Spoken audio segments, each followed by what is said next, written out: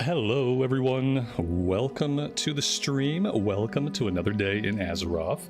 Thank you all very much for joining me.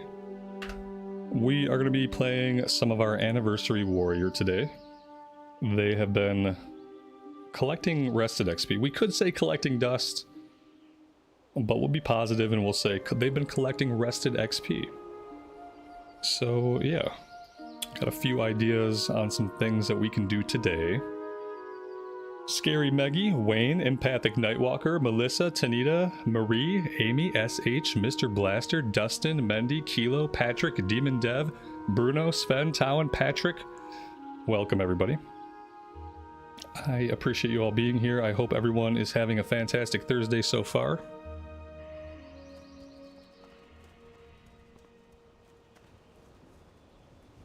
We are going to do a couple of things. You might notice that I have a two-handed axe. I have Kang the Decapitator equipped, and I have picked up dual spec. So we are going to be experimenting with an arms build today. For a little bit of something different to see if maybe we can do some more consistent damage without all the misses. And I have not finished building my specs, so I'm going to go ahead and do that now. I've taken 3 points into improved heroic strike. It's reducing the rage cost of heroic strike, and I'm also going to go into improved rend because I want to get to deep wounds and impale. We're going to lean hard into the bleed damage with this one. Let's take improved charge. Generates more rage. And then I guess we could go tactical mastery, because I think there will be times where we'll be shifting into Berserker to do whirlwinds. So yeah, maybe we go into tactical mastery. Anger management. Increase the time required for your rage to decay while out of combat could also be really good in dungeons. I kind of want to grab that too. Ryan, good afternoon to you, buddy. Welcome to the stream. Eric, good morning. Thanks for being here today. I appreciate it.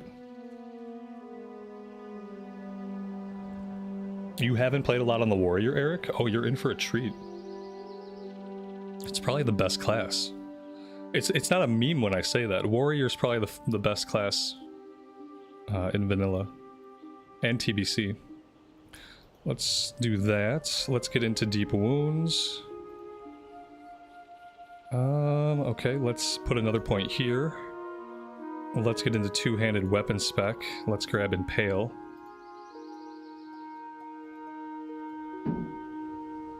We definitely want to grab sweeping strikes. Your next 5 melee attacks strike an additional nearby opponent.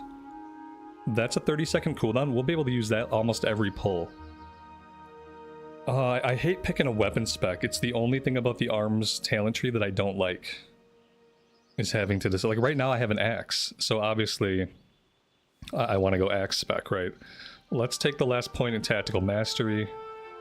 Let's grab anger management. Improved overpower. You know, I spend a lot of time soloing in battle stance, and so we'll be doing overpower. Maybe I can grab this. Maybe I should just make sure I can get down to mortal strike.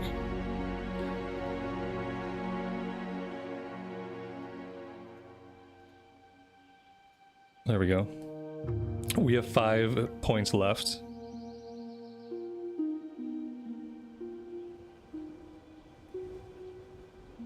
One, two. I don't really care about the rage cost of Thunderclap. I'm more tempted to go with deflection. Or we could just do something else.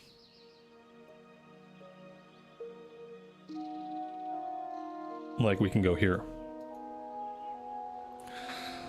There we go. Actually, you know, like it might have been better. Those 2 points I put into overpower might have been better off spent here. I don't know. So we'll see.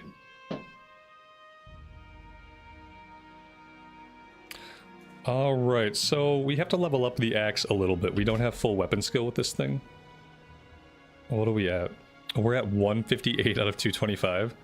So it's not nothing, but it's basically nothing. It's basically nothing. Okay. Let's grab Mortal Strike and fix things up. We're gonna need Rend out. Maybe something like that. Sweeping Strikes can come out to the main bar. We're gonna be using that pretty often, I feel like. And then what are we gonna be doing? If we switch to Berserker, it's probably gonna be to Whirlwind and Cleave. Is there anything else I want here? Can I can't Mortal Strike in Berserker, can I? Oh, I can. Okay. Let's do that.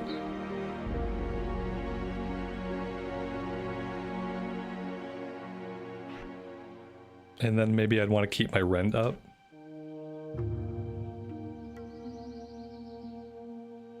So Sweeping Strikes requires Battle Stance though. So no reason to have that on my Fury bar. Let's just do that. Okay. Execute. Oh yeah, I have Execute here. I don't have Execute on my Fury bar. Let's fix that. Execute. Thank you. There we go. It looks okay. It looks okay for now. Can I help you? I am going to try to go after these elite ogres today. See you later. It's a level 40 quest. So we'll start off with that, and then I want to do the Pirate Cove stuff in the Arathi Highlands. I always forget about these quests. There's a couple of level 40 quests down here. If we go through like a secret trail in the mountains, we can come out into a Pirate Cove. So we'll do that. I think the Princess Trapped is a little bit of a low level for us. I don't think I'll bother with that one. And then, you know, we might even be able to solo some of the elite stuff in Stromgarde, depending on like mob density. Oh yeah, just miss everything. Don't get a single hit. There we go, that's one hit. I think I already looted these guys and like did that whole thing. I don't know if I needed them or not. The Pirate Cove I didn't know about until a couple years ago. I think it was in Hardcore that I found it. Like on Bloodsail Buccaneers. Alright, so these guys are up in the Alterac Mountains. I'm gonna swing on like low level stuff and try to get the axe leveled up for a bit. What did we have going on with this character as far as like their professions? We had cooking at 185, that's actually pretty good. We had first aid at 252, that's really good. We had fishing at 156, that's okay. It's okay. Yeah, professions are actually pretty good. They're not really where I want them to be. I would want them all to be 225. At least 225 by now. But, you know, it is what it is. What do we need for cooking? Oh, we can use turtle... We can use turtle meat. Maybe we should go kill some turtles for a bit first. These turtles here, they might be low level turtles by now, right? Yeah, they'd be low level. I don't really want to grind on mobs that are not going to give me XP. Maybe we can level the axe up on them. That might not be a bad idea.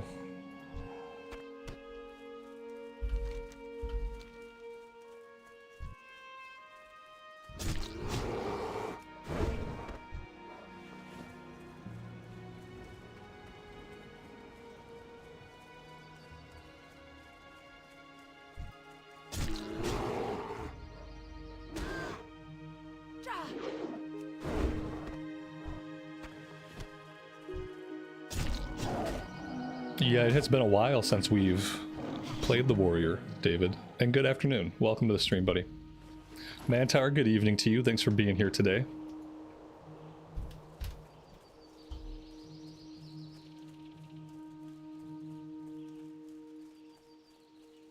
It was a really hard choice, like between this, the shaman, and the hardcore pally. I had a really hard time deciding what to play today. It was tough. I wanted to play all of them. And I figured, you know, the responsible thing for me to do would be to jump on the highest level character and to try to make progress on the highest level character. So here we are. I'm trying to be responsible. A responsible WoW player. I'm trying to have less character abandonment.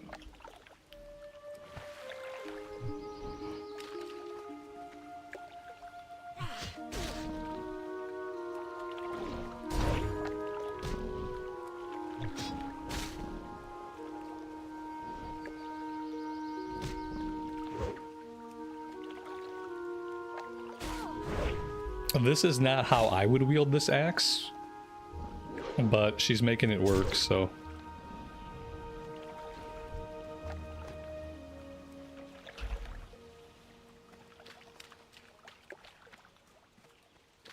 To hold it like that, she must have incredible forearm strength. This thing's so top heavy.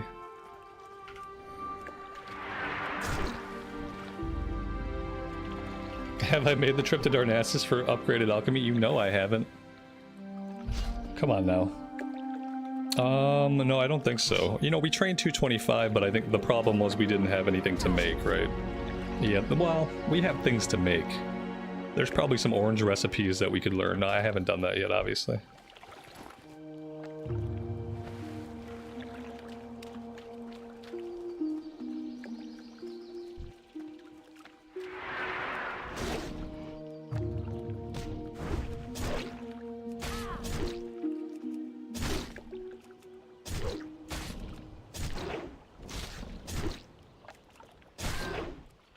We'll just spam rend for weapon skill ups. So, you know, we're getting meat, yes. But we're also getting weapon skill ups, and we're gonna stop and fish. Because I realize we did not do any fishing today. So we'll fish along the way.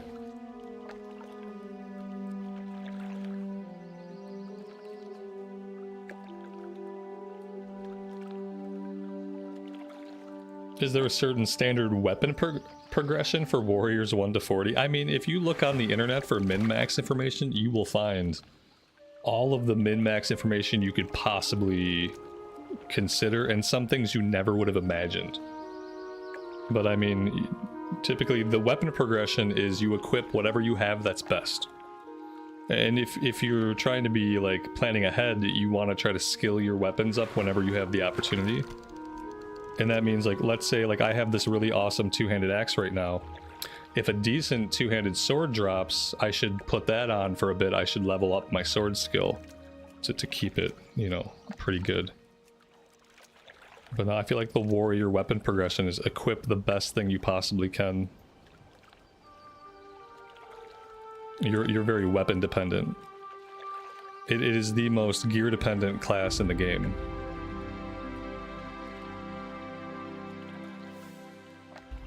And your weapon will make the difference between you having a fun time and you feeling like it's the most miserable experience that you could ever imagine in a video game. Like, if you have a really, really bad weapon as a warrior, it's gonna be a rough time. You always want to make sure you have amazing weapons. Which is either like a matter of luck, persistence, or money.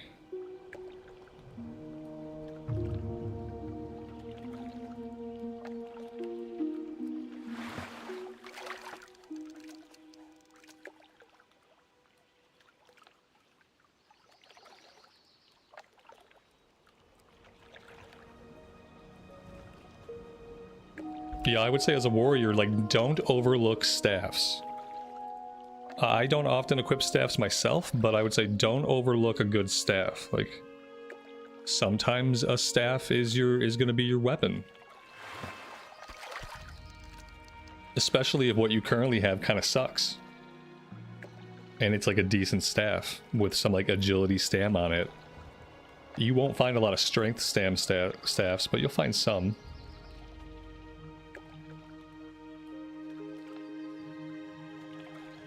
I would say even something like the Odolay staff that has like stamina and spirit on it out of Shadowfang Keep. Even a staff like that could be good for a warrior who has like a shitty green.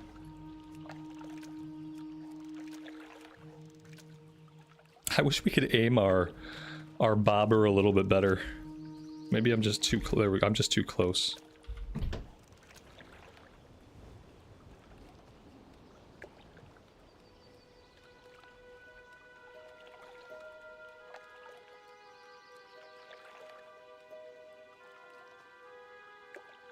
How's the music volume today, guys? It sounds kind of quiet on my end. Oops. It's a sea lion. The funny thing about these lions is that they often will stop at the edge of water and evade bug, and they often won't cross water. And that one's fine, like walking right through it. That's the funny thing about that lion. Music's okay? Alright. Yeah, maybe it was just my volume that I had turned down. I turned my own volume up, so I'm good now. As long as you guys are good. Should they implement a mini game for fishing? Oh god, no. Oh no. Oh my god. Yeah, the Stardew Valley fishing game? No, no, no. No, no, and no, thank you. No, if they put a mini game in, I'm out. My fishing days will be done. I'll hang up my waders. I'll disassemble my rods. I'll break my rods over my knee one at a time, brutally, and then toss them into a fire.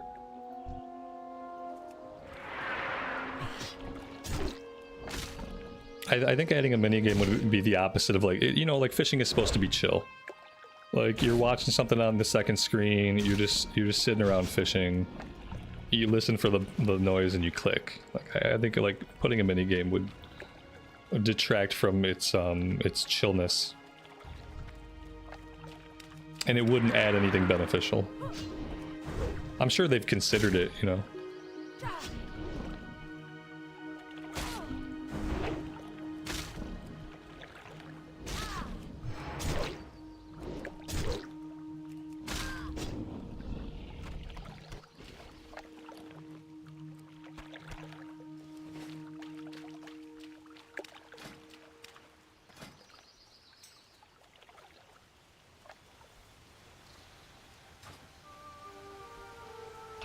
I've been in the queue for ZF today, and I've gotten 2 whispers of people asking me if I have the mallet, which tells me that as a DPS warrior, the only way that I'm going to be invited to a ZF is if I have the mallet. Now, I think the mallet is part of a quest chain. I don't even know where the quest chain begins. So I would oh, now the music's loud. I would love to have a mallet. Because then maybe I'd get a group, but yeah, I don't know if I've ever gotten the mallet.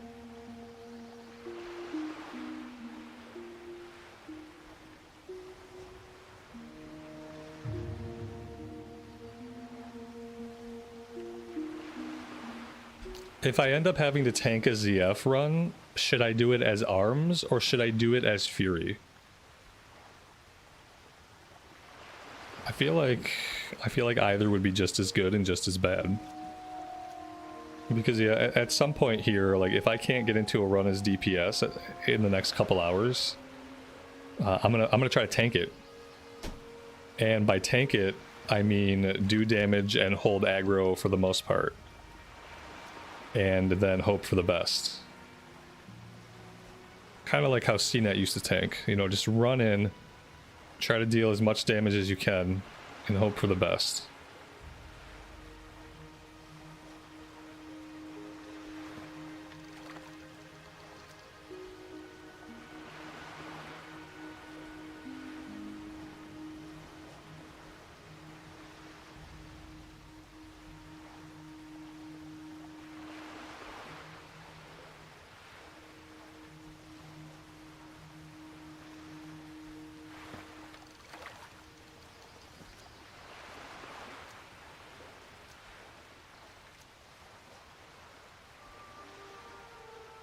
Yeah, exactly. Only one person needs the mallet. The reason why people are whispering me is because I'm a DPS warrior. So, like, they don't really want me. But if I had the mallet, they would take me. Because then, you know, I'd be the guy with the mallet. That would be my inherent value to the group, since, you know, I'm obviously just the best DPS in the game.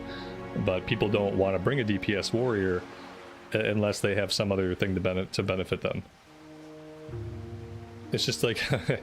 I thought this mentality was kind of dead, because this used to be a big mentality back in the day of like, don't bring the DPS warrior. And somehow I convinced myself or came to believe or feel that that mentality no longer existed. And then like the last couple times we had played this character, trying to get into ZF, I was like, oh, no, that mentality still is very much alive and well, and might even be worse than it's ever been. And that was discouraging. Might have played a factor in why it's been so long since we've been on the character. Because I enjoy DPSing dungeons on this tune. It's a lot of fun. I don't really want to tank. The last times I tanked the traditional way, it was absolutely miserable, and I couldn't hold threat anyway. That was on the US warrior. We got a warrior on the US realms to like level 50, and she did some ZF, and I remember that I started off tanking them, and like I think I was tanking them sword and board. And I don't know, it just felt really miserable. And that was when I decided that I was kind of done tanking, especially in like any kind of traditional sense. So yeah, I think if I did try to tank, it would be either as Fury or as Arms. But we might give that a shot at some point today, if I can't get into a different group.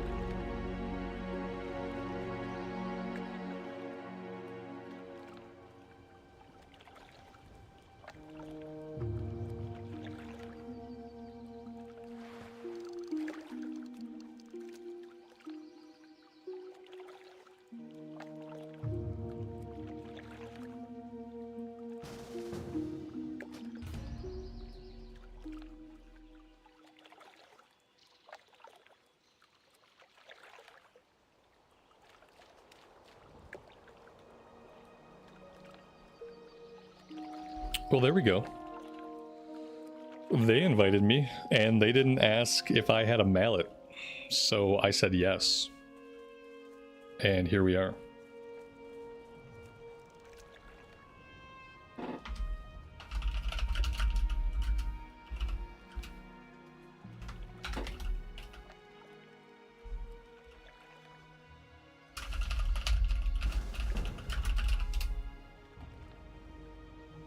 And yeah, my Hearthstone is set in Gadgekstan, so we're good.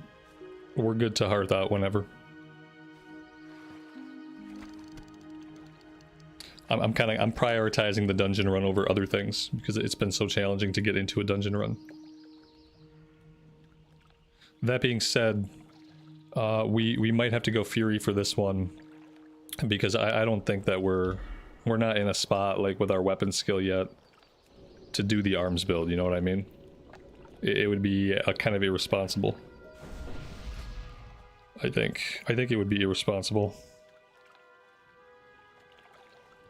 Unless we got it skilled up before we went, like maybe if we're looking for like a tank or heals, maybe if we just start swinging at some more stuff, and we can get it skilled up.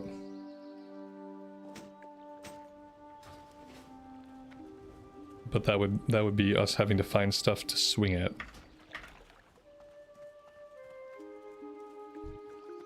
What we could do, we could go swing at some stronger stuff in Tannerus. That's what we could do. Stuff that's gonna stay alive a little bit longer. We can just smash it with Rend 500 times. And then if we don't get it skilled up before the dungeon starts, we'll just stay Fury and we'll dual wield the one-handers. So I'm gonna stay. I think I'm gonna stay in the Fury spec. We'll just change it when we get there if we have to. That's fine. Not a big deal.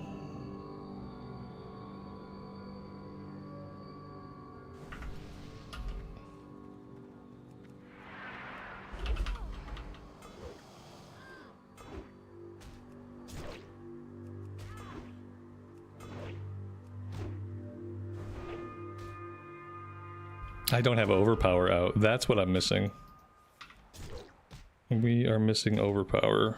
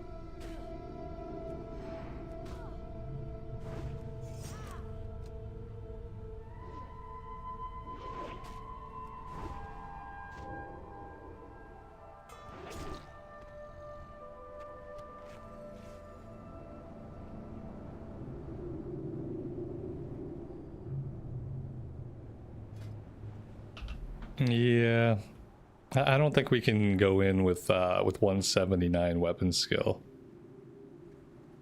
And we have a warlock. The warlock's already there. Okay, that's a bummer, but yeah, I think we have to go. I think we have to go Fury for this one.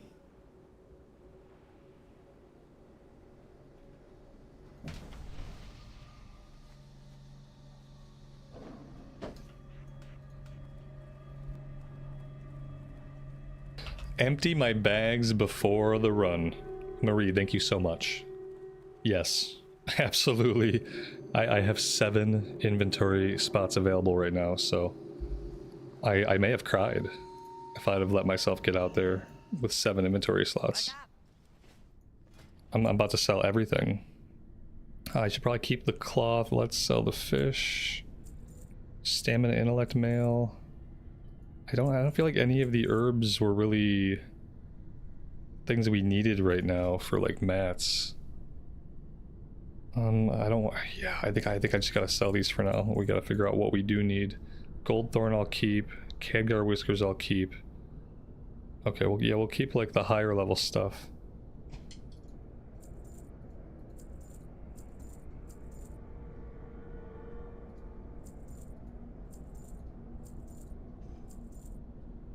The black pearl, that sounds like an item that might sell for something on the auction house. That's what that... The sagefish? I feel like I can also either cook or sell the sagefish for a decent amount.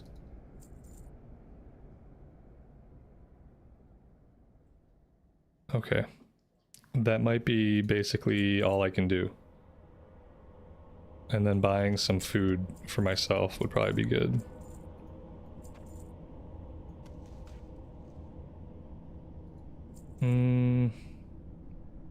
Okay, we do have a lot of turtle meat whenever we can find a place that sells the spices that we need. We have 26 turtle meat.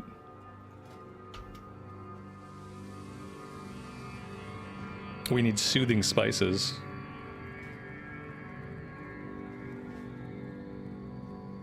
Oh, you know what would be a really, really good idea?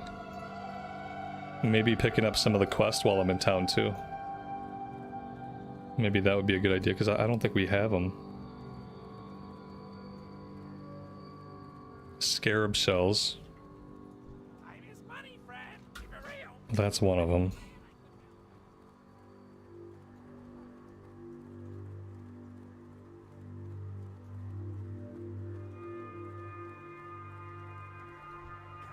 Troll temper is one of them.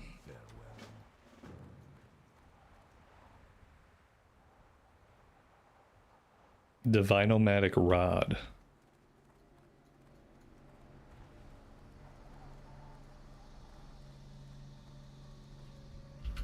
Yo, keep it real.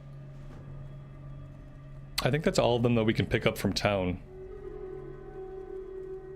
I don't see any other dungeon quest here.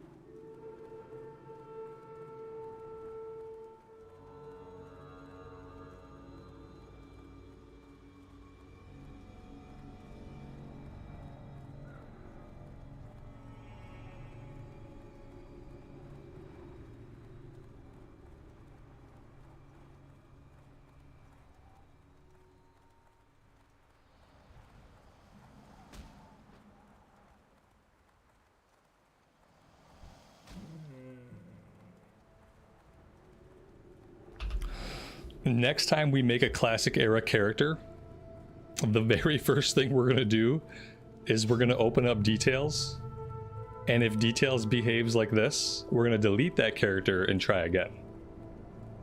Because this has been like that issue with details has been one of the things, like, it's been impossible for me to fix it. This is the cursed character whose details opens up all crazy. Like every other character, fine. Everybody else is fine. But no, not this one.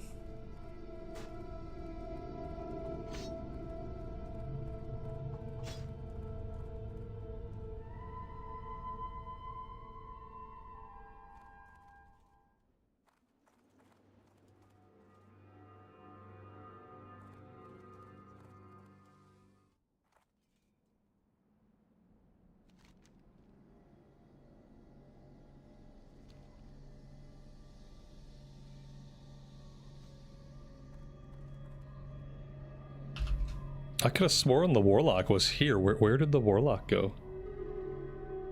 Oh, maybe he went back to town? Oh yeah, he must have went back to town. Maybe he had to go empty his bags. I saw him over here at one point.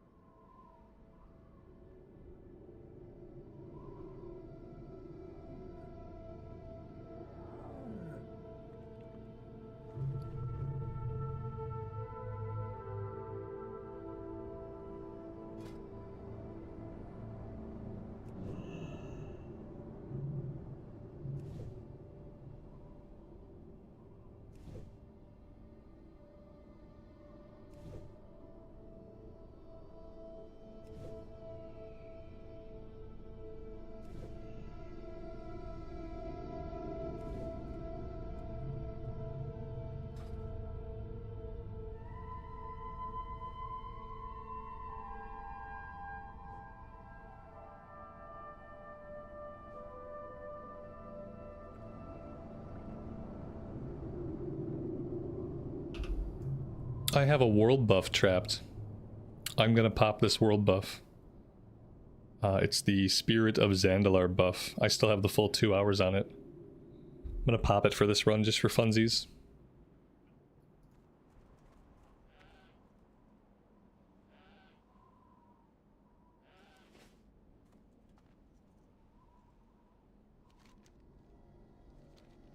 Everybody's gonna get here before the Warlock does. Except maybe the healer. Although the healer is in Theramore right now, so they could still beat the Warlock here if they get moving and the Warlock doesn't.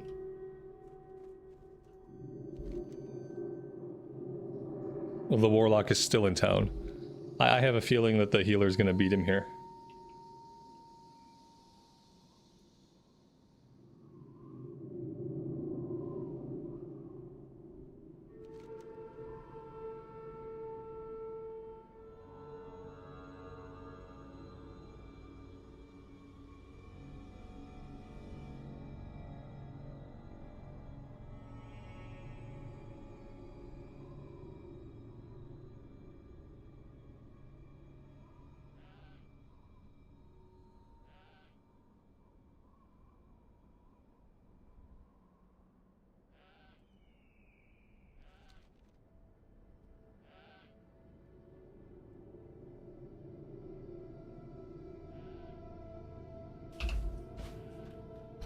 We could have leveled up our axe a lot more.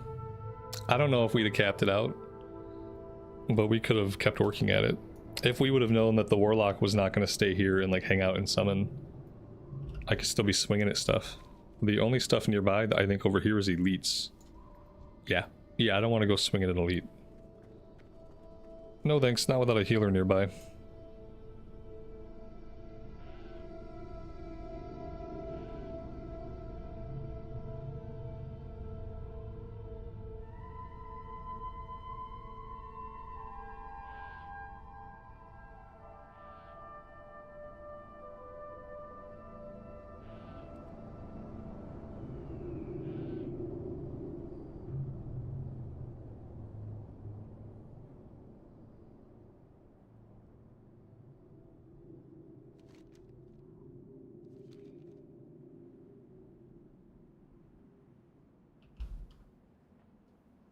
What version of WoW would I recommend you play? You've not played for 5 years. Honestly, I would recommend you just try them all. If you have an active sub, you get both versions of Classic, and you can play retail up to level 70 with just a sub and without paying for any kind of box copy. I would say like 5 years, you could really enjoy retail WoW still, because retail WoW has been retail WoW for about the past like 8 or 9 years. So like if you played in Legion somewhere around that time, you'd probably still really enjoy what retail WoW has to offer today. So it's really hard to say. But yeah, the cool thing is if you have an active sub, you get both versions of Classic, and you can play retail up to 70, which is 10 levels prior to level cap.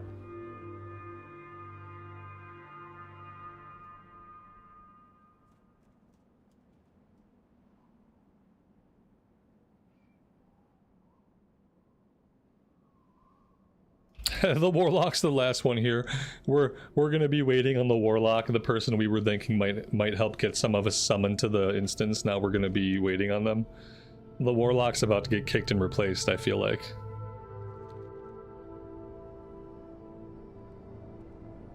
Oh, come on, Warlock. Just come on to the run, buddy. We've been in the group for a while now. We're all here. We're ready to go. It looks like maybe he's starting to move. No, not really. He's still like in the middle of town. Unbelievable. Oh my god. He said, "Are you coming?" He said, "Sure. Do we have the mallet? Kick this guy."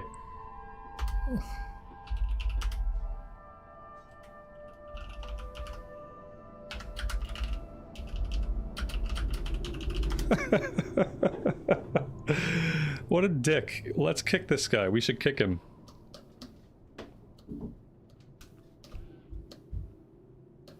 This is, I mean, seriously, if I was group lead, I would kick this guy. I'd replace him with somebody with a better attitude. Are you coming? He's the Warlock. He was the first person at the instance. He was standing at the instance. He then left the instance. He then became the last person to even head to the instance. When asked if he's coming, he said, "Sure." Y'all got a mallet? Sure, we all got a mallet? No, we don't get a mallet. Get the out of the group. Get out of here.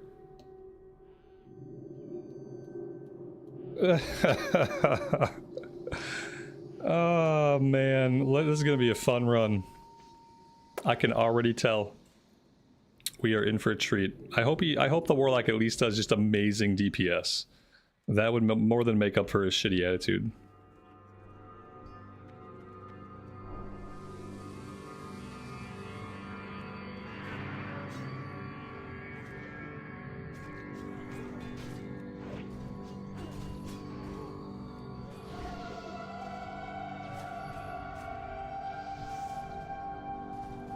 God, I don't even know how to play Classic anymore.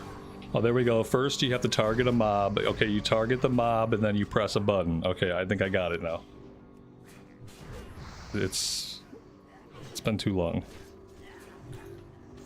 Let's just rely on our auto attack for now. That'll get me going.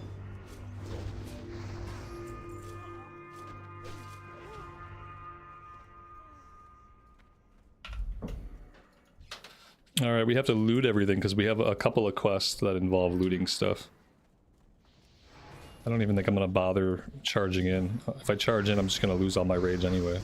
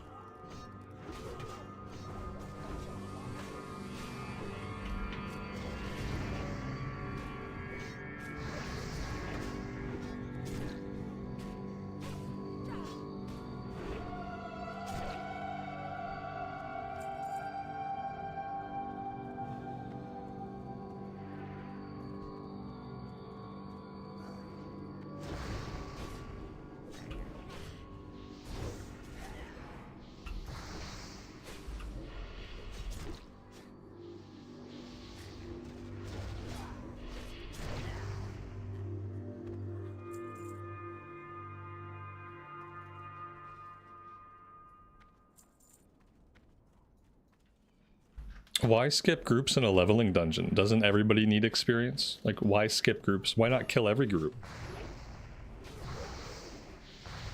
Everyone still needs XP.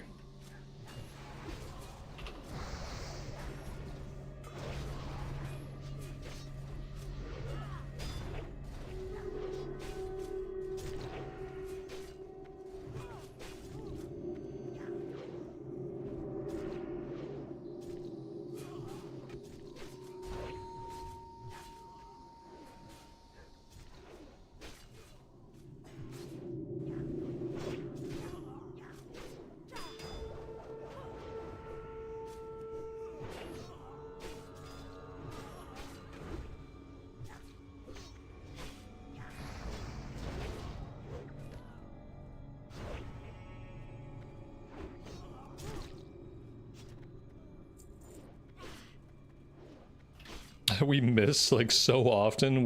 There are some encounters where we barely hit. It's crazy.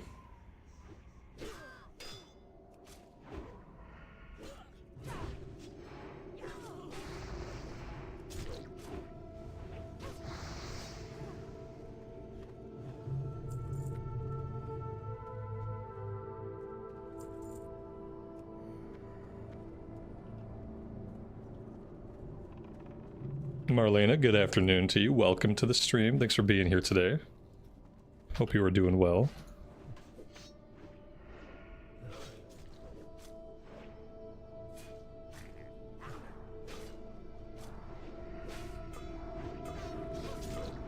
Do elves have an activation ratio like dwarves or humans? We have Shadow Meld, which is like pretend stealth. If you stand still and don't move and aren't in combat. I think that's it. You press the button, you know, so that's an activation ability. I don't know if I've ever used Shadow Meld in like a single time in my life. Maybe I should push it sometime just for the sake of it.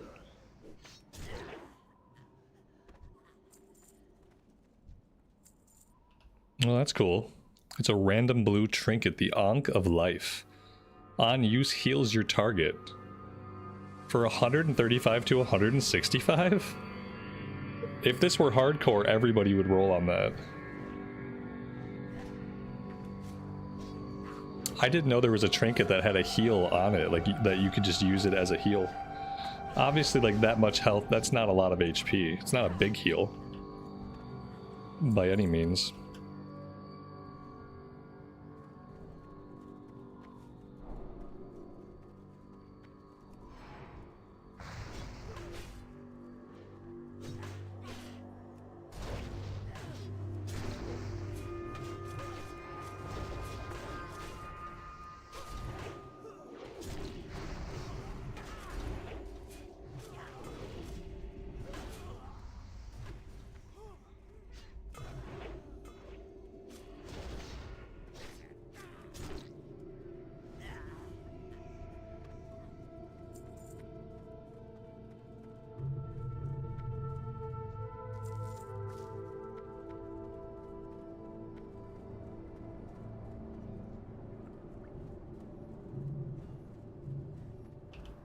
Oh, those flags or curtains behind me? They're flags.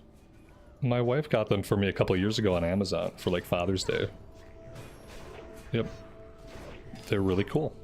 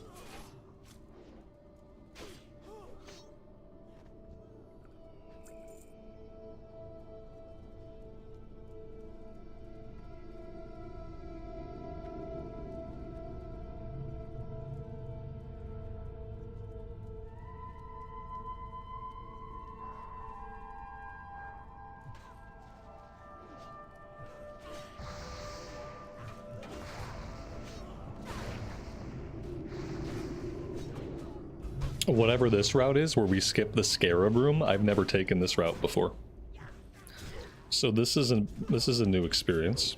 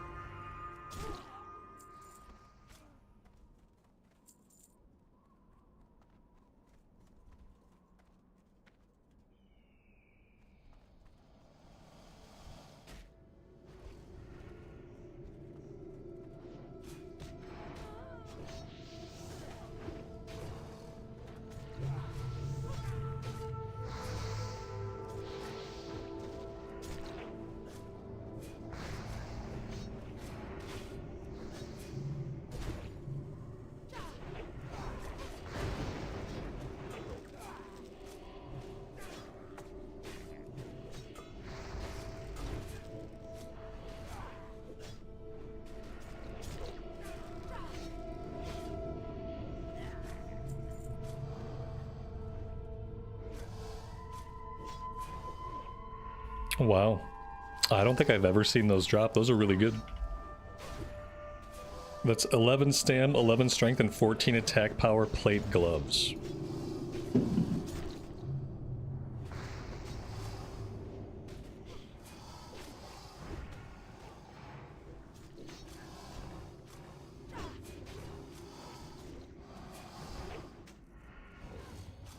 There we go. That is a huge, huge upgrade. Very nice. We will be wearing those for a while.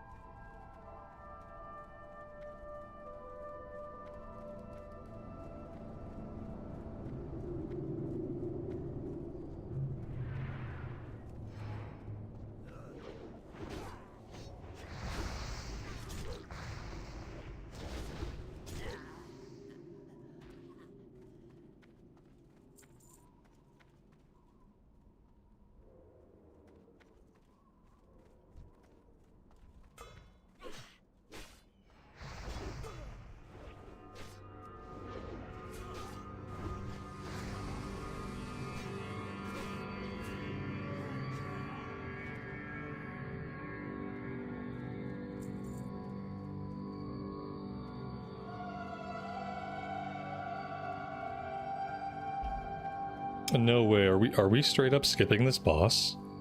No way. What has happened to the classic community, guys? In 20 years of playing the game, I don't think I've ever skipped this boss in my life. Like, ever. Typically, we'll clear the entire room of zombies for the kill XP. What are these people doing? Do these players understand that one of the biggest reasons for doing dungeons is the kill XP? And that, like, skipping a room full of mobs is you wasted your time to get the group together. You brought everybody out of their questing path to come here and do the dungeon. Oh look, someone's like, boss? And we're like, sure. Oh, we want to kill the boss? Oh yeah, you know, we came to the dungeon. I guess we could kill a couple bosses while we're here. Sure, if you insist. If you insist, I guess we'll kill the dungeon bosses. Oh, God. Someone had to bring it up. Like, oh, let's just run to the... Once we cross the finish line, loot pops out and we're done, right? We don't have to do anything. We just get to the finish line. What's happening with the people that are playing Classic these days? It's been a while since I was on this server playing actively. Maybe it's a one-off. Maybe it's just these people. I don't know. We'll have to see. Like, they don't have to play Classic. If they're in a hurry or they don't have a lot of time, they don't have to play Classic. They can go catch a queue in Mista Pandaria, or they could do like a Mythic Zero or something in retail. Like, they have other options if they're strapped for time.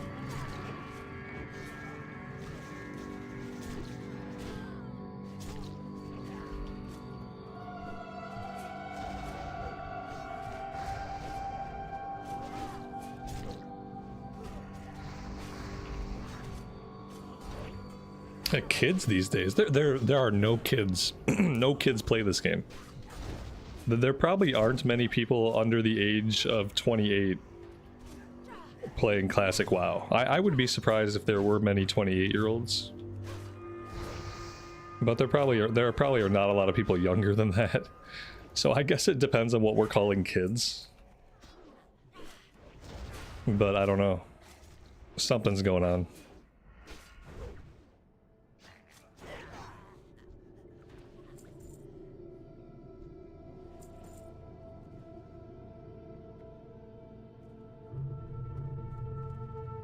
We lost the Warlock. How did we lose the Warlock? Listen, guys, what do you guys think about this Warlock? Let's see. He was the first person to the dungeon, but somehow ended up being the last to arrive once we were all here. He was very late to arrive, despite the fact that when we formed up, he was already there. When asked if he was going to even come to the dungeon and leave the town to come, he said, sure. You got a mallet? So finally he comes to the dungeon. He's doing like basically no DPS and he managed to die. Like, how do we feel about this guy so far in his performance? I don't feel great about it. He tapped himself to death. That's freaking hilarious. If that's true, if that's what happened, like he tapped himself too low and got killed, that's actually hilarious. Oh man. I feel like when I said earlier that we should kick him, we should have kicked him for his bad attitude. We could have got a mage or somebody who was useful. Ari, you're 23 and play. I think you're an outlier. Oh yeah, there's always going to be outliers, absolutely. But I'm talking about like a lot of people, like a majority's worth of people. I think the biggest age group for this game is like 30 to 75. That's a big group, but I think that's what it is.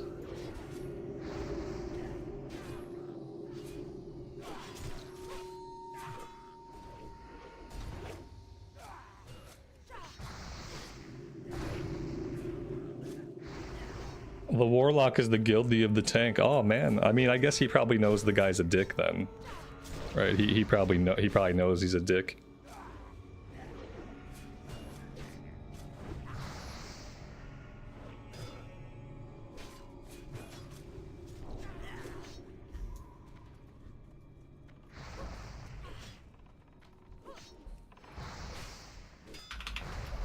Don't worry, guys. I got this group. Don't worry. It's fine. I got them.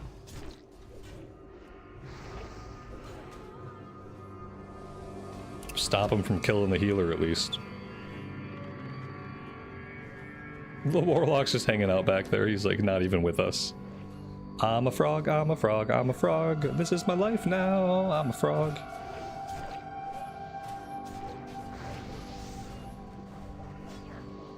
I guess we don't have anybody who can defrog me.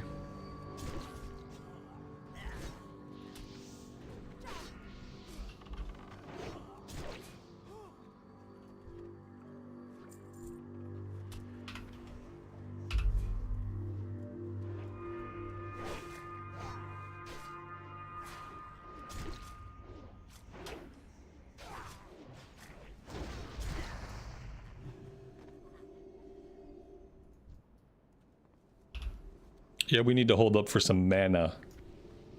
Mana break. I'm not gonna pull.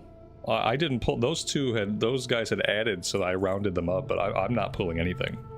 If something gets pulled, it won't be me that does it.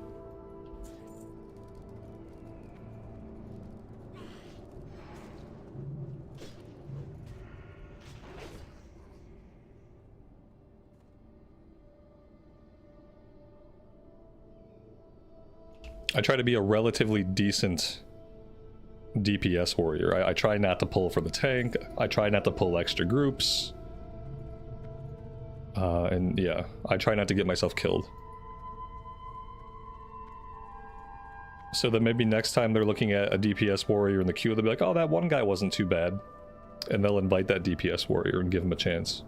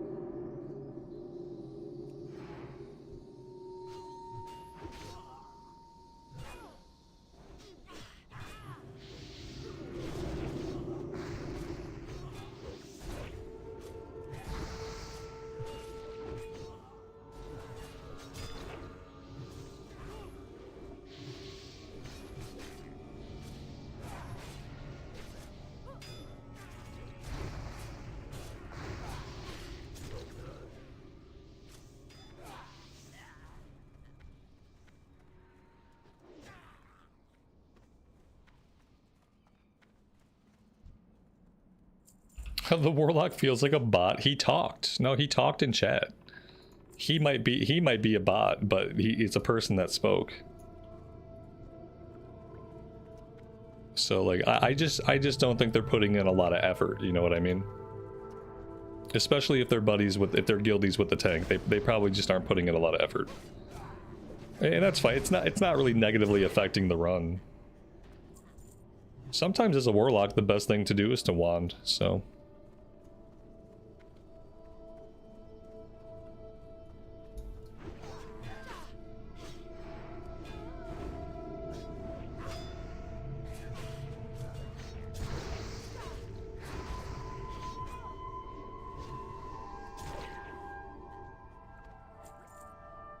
and ultimately, at the end of the day, it's classic, so I guess not everybody can be a DPS warrior, you know? Like, not everybody's gonna put out the same DPS.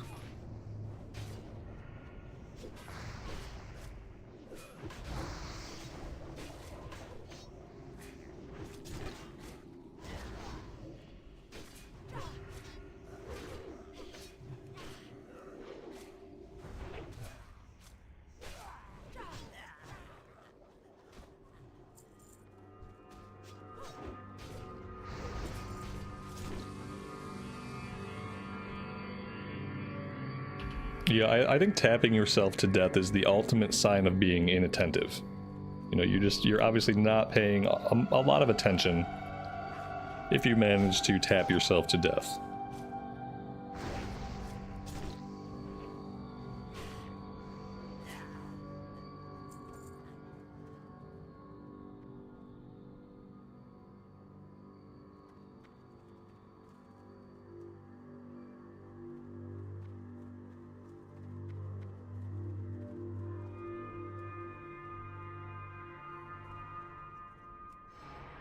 Let the executions begin.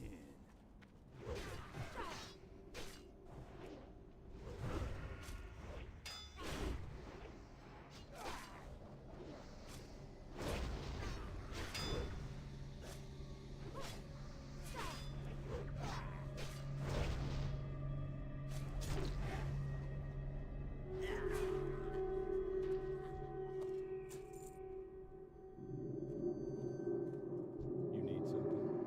Have a good one.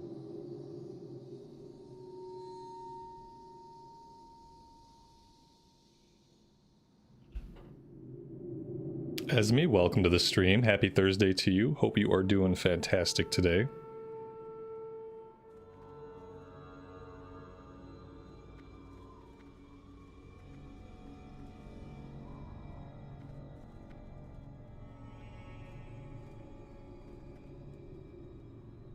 Greetings. See you around.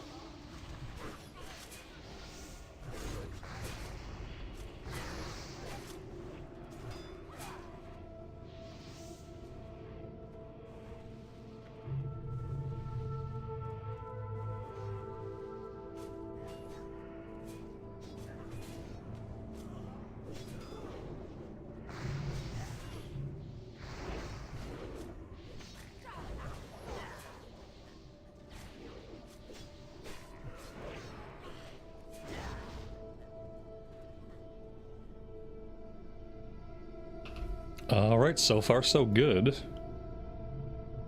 It looks like we're about halfway through.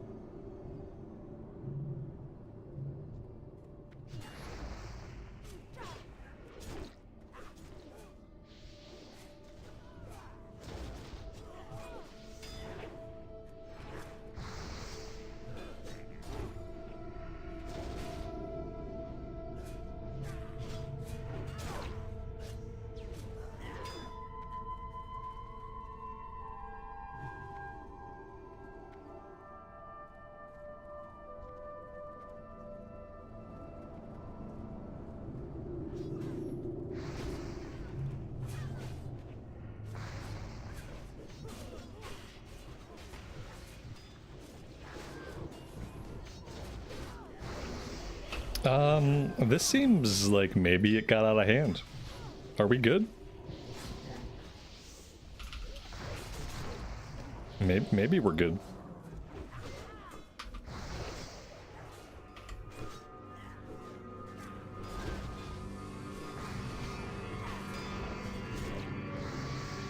I guess we're fine.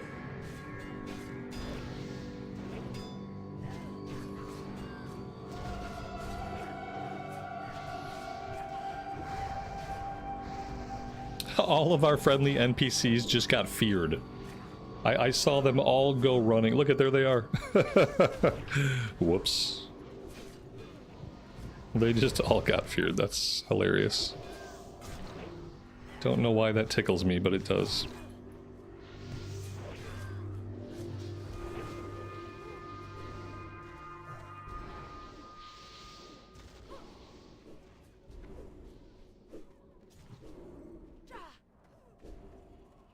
And there they go again. Oh, we pulled the boss. Oh, I see. At some point the boss got aggroed, obviously.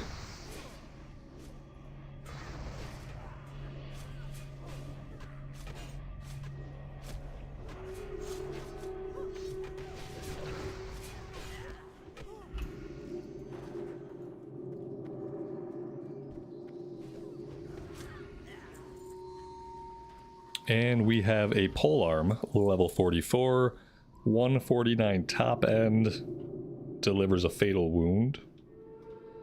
I don't think this is better than what we have. Yeah, what we have is much better for a two-hand option. We won the greed roll anyway, so if we wanted to skill up our polearm skill, we could definitely do that. I wouldn't be opposed to using it to skill up polearms. Every once in a great while, you come across a polearm that's good for you. We would have to train polearms first in Stormwind.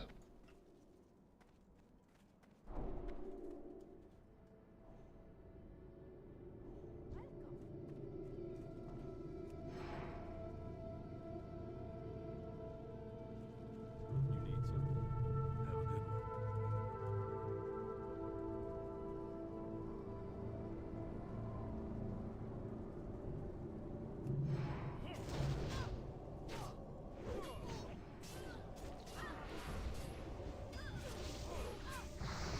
good one.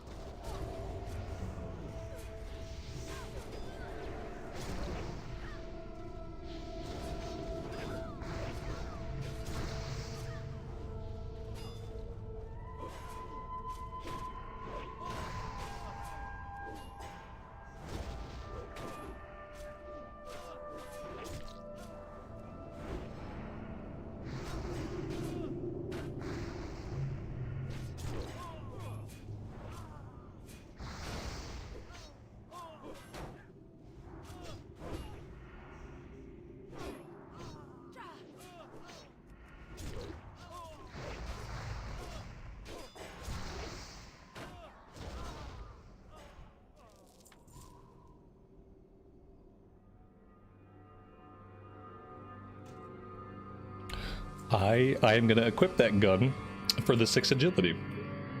Because the current gun we have has no stats. And yeah, I was going to almost need on it, but I didn't really think the agility was worth the needing on it. Kinda would have felt bad. You'd think maybe the rogue would want it. Can't rogues use guns?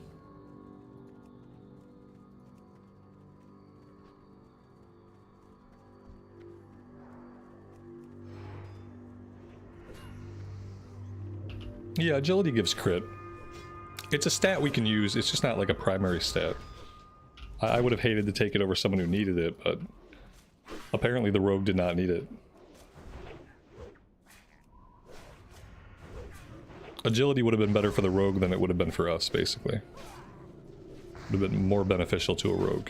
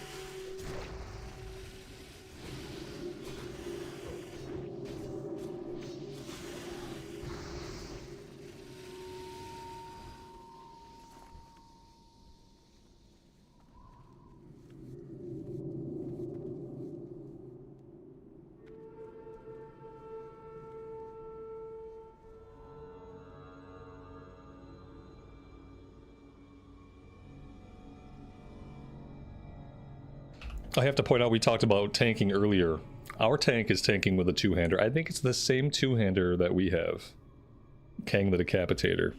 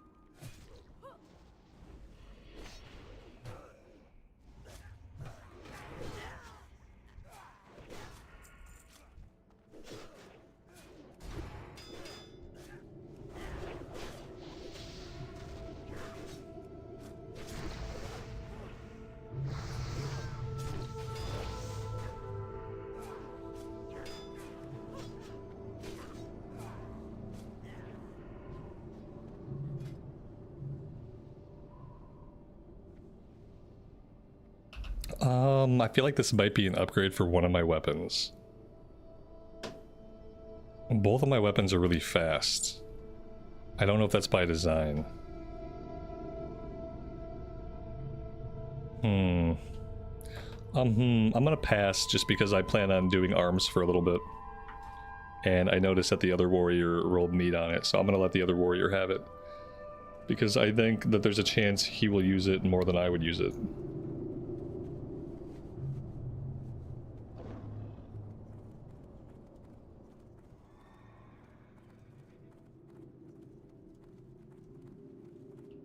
I never noticed if somebody in the group applied in the affirmative about having the mallet. So I don't know if we have a mallet or not. But apparently we're going to clear this way. And by clear this way, I obviously mean we're going to skip. What are we doing? Come on. Whee!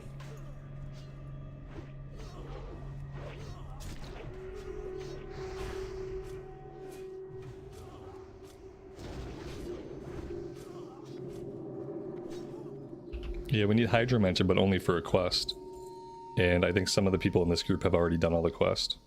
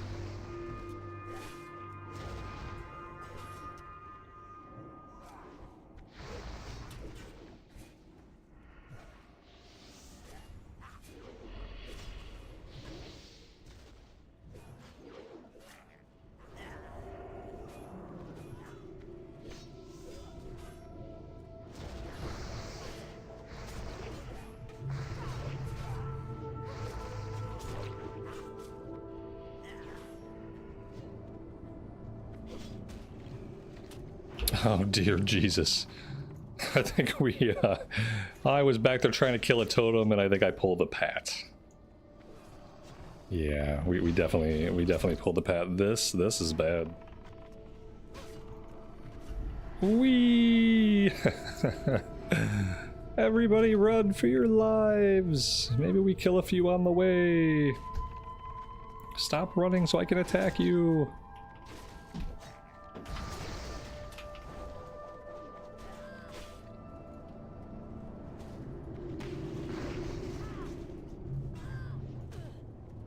No! Oh, what a rip. Okay. That's okay.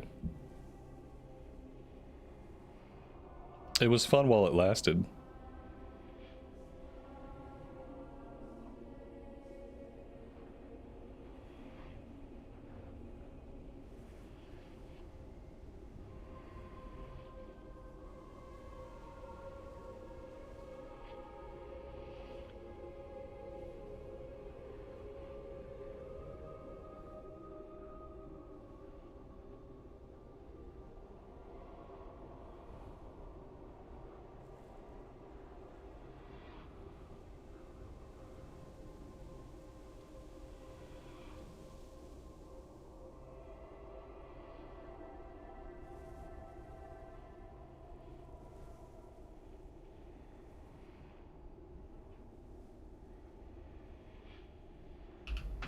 The rogue and the paladin are still alive. I take it back. 52 HP. Oh, dead. Okay. I feel like in the situation where it's most assuredly a wipe, like everybody dying quickly is probably better. Because then everybody dies quickly and we all get back. Oh, the healer had a soul stone. Oh, in that case, where the healer has a soul stone, yeah, everybody should die quickly. Preferably not around any mobs, and then we just get rezzed up. I didn't even think about a soul stone.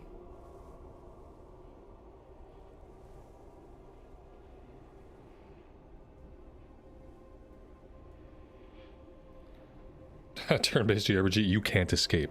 That's the worst. That happened to me in Persona 5 the other day. I was talking to my kid, and I stayed on a level, like, stationary for too long, and the Reaper came, and it was the first time in Persona 5 that I've ran into the Reaper. And I was like, okay, got attacked by the Reaper, gonna lose about 20 minutes of grinding. Maybe I can escape. Goes to escape, you can't escape.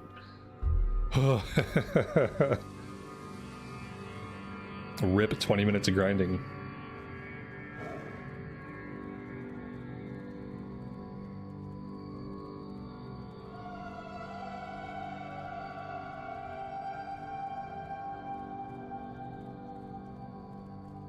Oh god, we have a patrol here. I mean, I could probably deal with it myself if I'm like fully healed up. Level 45? I can hold it off by myself maybe until backup arrives. I guess maybe I shouldn't have zoned in. I could probably pull this guy to them, that won't be a problem. Pulling one guy to them is not going to be an issue. Now the issue will be if I get dismounted. Which it doesn't look like I'm going to.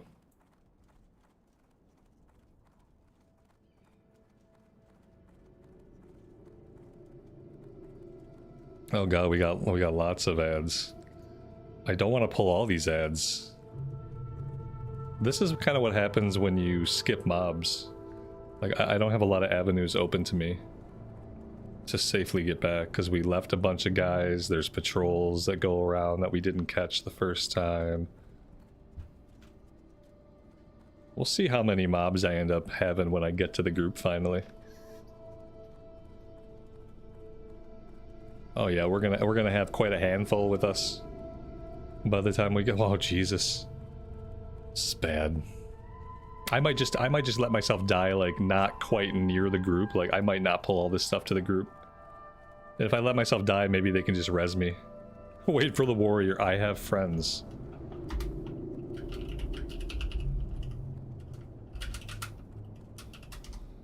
There we go. All the smileys will make it better. I figured it was right to let them know. And yeah, I guess I could just die out here. I think whatever I have, I think we can handle it if they're ready, if they're prepared, you know. How many guys do we think it is? It's anywhere between 3 and 7 mobs. So I'm kind of hoping for the 3.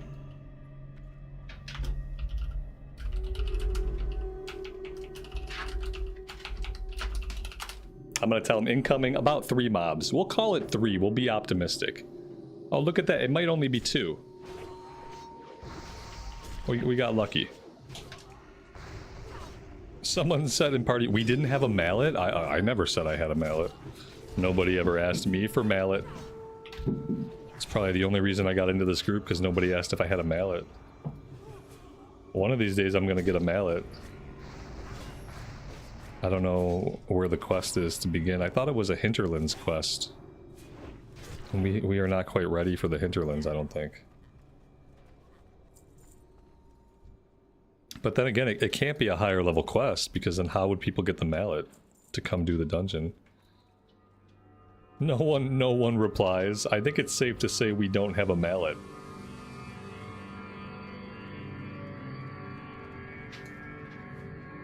Silence is its own answer in this case.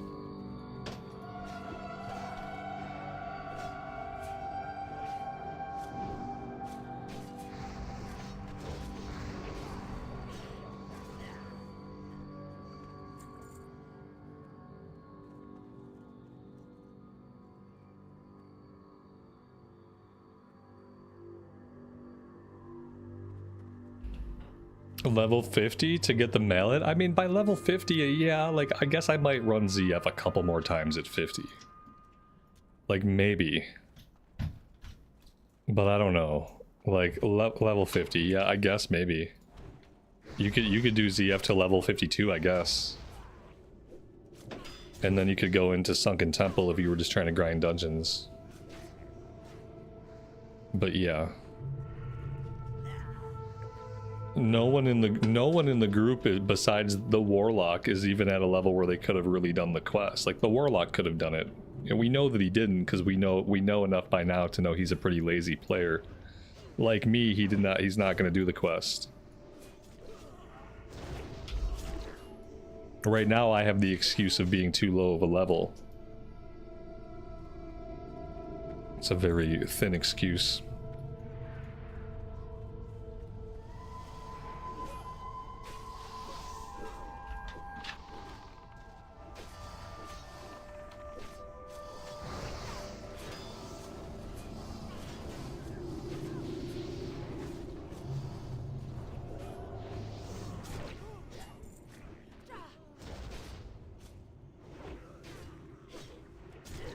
It's funny to skip a bunch of mobs like while clearing the dungeon, and then to grind extra mobs once we are technically done.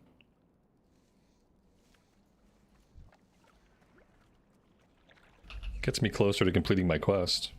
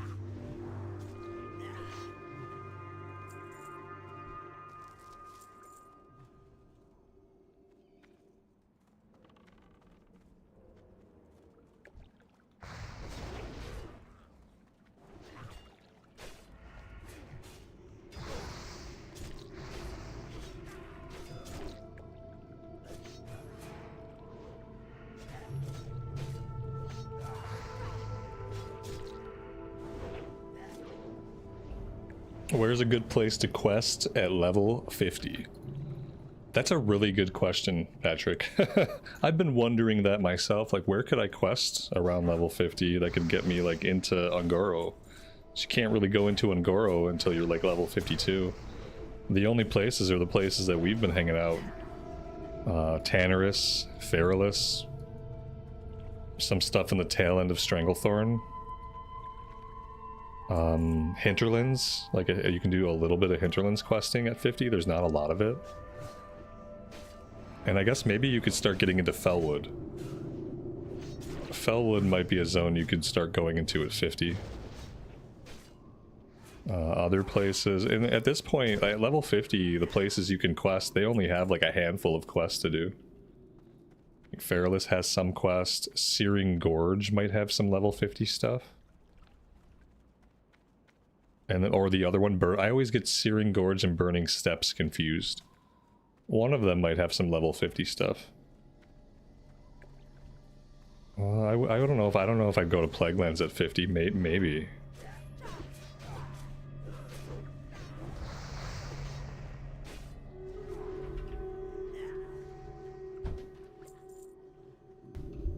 When I have to do Plaguelands is typically what I do last. West and East.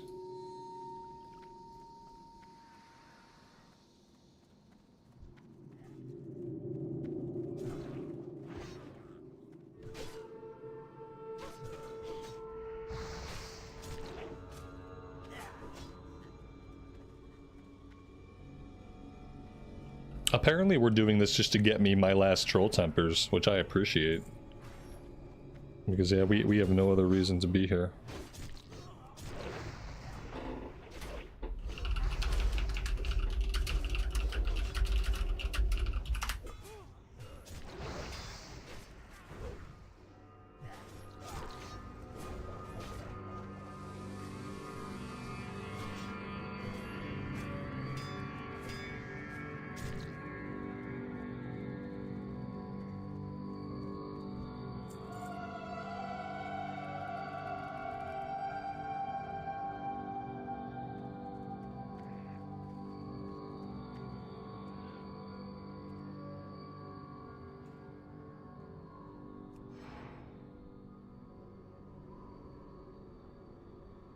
Alright, that is it for the run. I'm gonna hearth us back to Gadgekstan. We'll get some of these quests turned in that we managed to complete.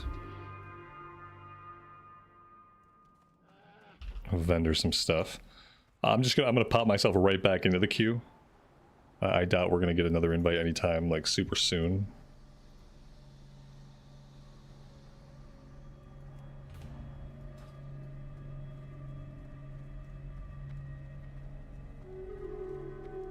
Yeah, we got the glove upgrade. And we got about half a level of XP. Not counting the quest turn-ins.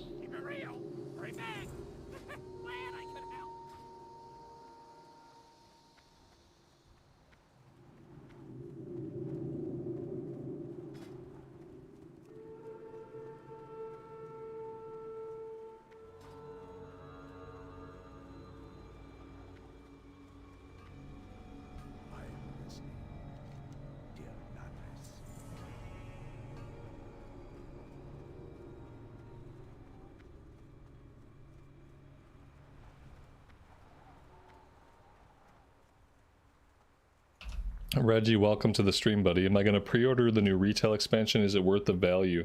So keep in mind, like, this is how I think about it, and this is clearly how they want players to think about it. With the $90 version, like, that's the version they want you to buy. And because of that, they offer you a bunch of stuff, and also you get to play the game when it actually releases. And by what I actually mean is that you get to play the game 3 days before people that don't buy the $90 version. So the way I think about it is that if I'm already going to spend 60 bucks, I'm gonna spend the 90 bucks to play it on time. I'm gonna spend the 90 bucks to play it when the game comes out. They want 90 bucks for AAA games and apparently also X packs nowadays. So, you know, the way they get that is by giving you the 3 days head start. So for me, I have to buy the 90. Now pre-ordering it, no, I'm probably gonna pay for it like the week before the game launches. I'm not gonna pay for it like way ahead of time. I'm gonna pay for it when I need to pay for it to get something. So it depends on how they handle, like, if we're getting like housing in the pre-patch, like I guess I have to pay to get housing. I don't know. But I'm not going to pay for it until I absolutely have to. I don't pay for things way ahead of time, especially when it's a digital product that like I'm not waiting on a physical copy. I don't give them money like way ahead of the time when I'm going to be able to play the content. Time is money, friend. Yeah, the 30-day sub is also a $15 value. That's very important to also keep in mind. Have a good one. I think maybe you might also get a boost, right? Like with the $90 version, don't you get like a level 80 boost or a level 70 boost? A 70 boost is worth like $50 right there. I don't know if I need this ring, but I'm gonna grab it. Be good. Yeah, no problem, man. You don't think that you don't like the $90 one comes with a boost? Oh, okay. I mean, I don't expect it to be a max level boost. I thought maybe they would give you like a level 70 boost. You get an 80 boost. There you go. I mean, an 80 boost is freaking amazing. An 80 boost is worth $60. So you're paying $90 for the X pack. You get a level 80 boost. That's $60. You get 30 days of game time. That's $15. So already you're at $75 of value. You get to play the game when it comes out on time, like the three days early that you get to play, like when the game actually releases, when the servers are actually live.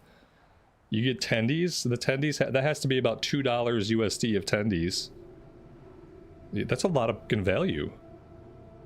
Like for your $90, you're immediately recouping like 75 of that with the boost and the 30 days of game time. So like you're spending like $20 to play the game 3 days early and to get some tendies and then to actually just be able to do the content. You're paying $20 for the content. When you buy the $90 version, you only pay $20 for all the content because you've recouped the rest of your money in a boost and game time. So you're getting an incredible value in reality.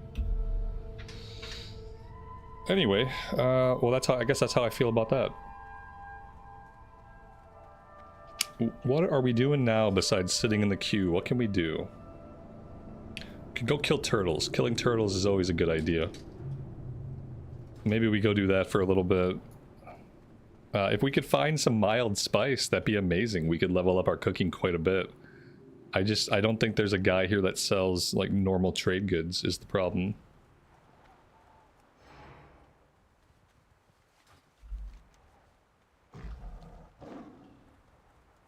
I'm gonna go kill some turtles. Also, we have this quest.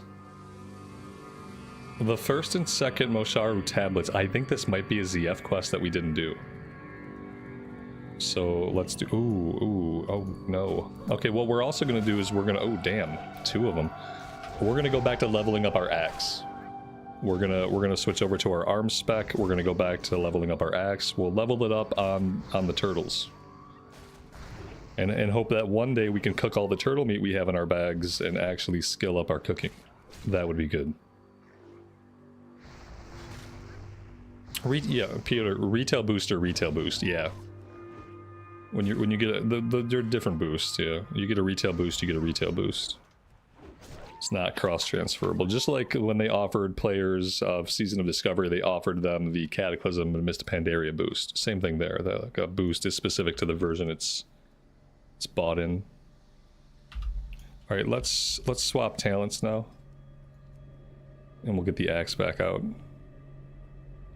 I would like to get the axe skilled up, you know, before we do another run. If we get invited to another run today, which we may or we may not. Lots of groups going out, just not a lot of groups that want to bring a low-level DPS warrior.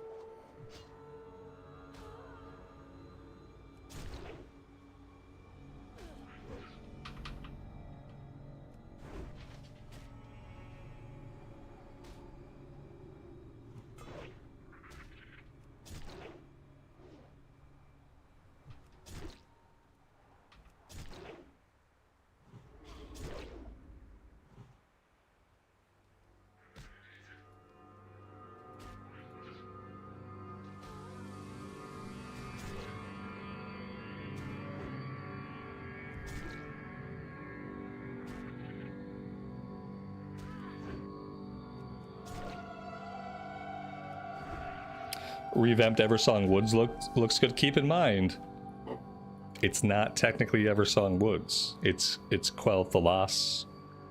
And I think it's just going to be a story piece for Midnight. Like, I think the Blood Elf starting area is still going to be the old Eversong Woods and Ghostlands. And I think the remade Quell Thalas, I'm pretty sure they're only using that for the story pieces and the questing for Midnight. So, and at least I think so. That's kind of how they've talked about it. Whereas, like, it's not like a straight up remake of like the Blood Elf starting area. You know, that starting area stuff is still going to be its own thing. It's going to be cool to see regardless. But it might then be weird to like level a Blood Elf character after that and start in their starting zone. I guess you just chalk it up to like starting in the past. It's in a way it's nice that they're not touching the original starting zone, that they're not replacing the starting zones. Because those starting zones are like the best in the game.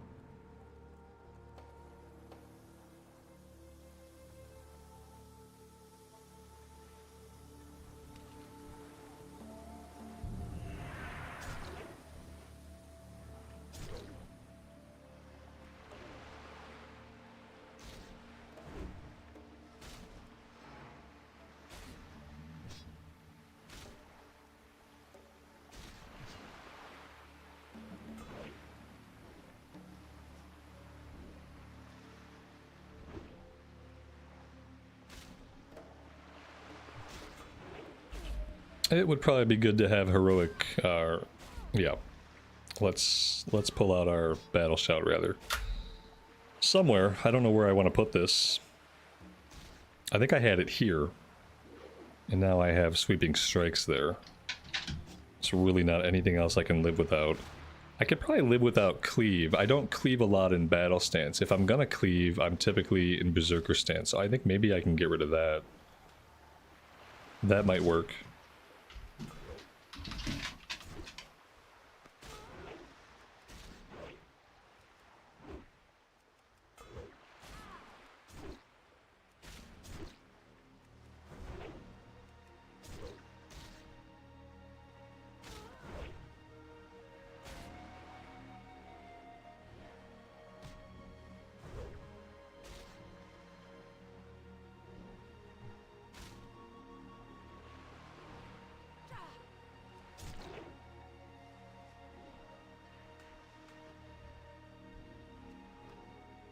Well, there we go. That's our epic struggle against the turtle.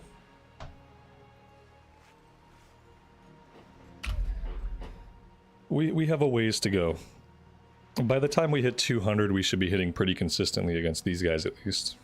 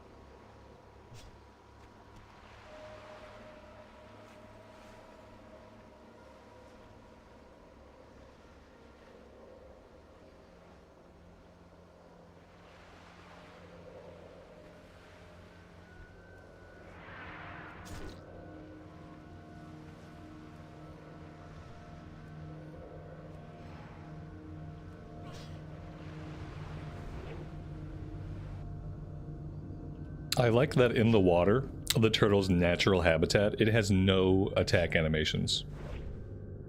It's attacking me right now, but it just doesn't have animations for it, unless it's on land. It just kind of floats there.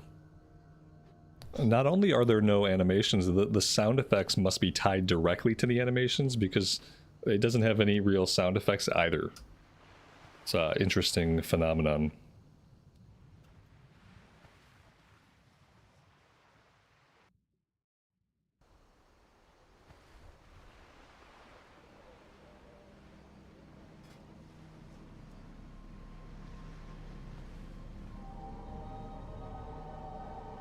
A lot of DPS and a lot of healers, but not a lot of tanks.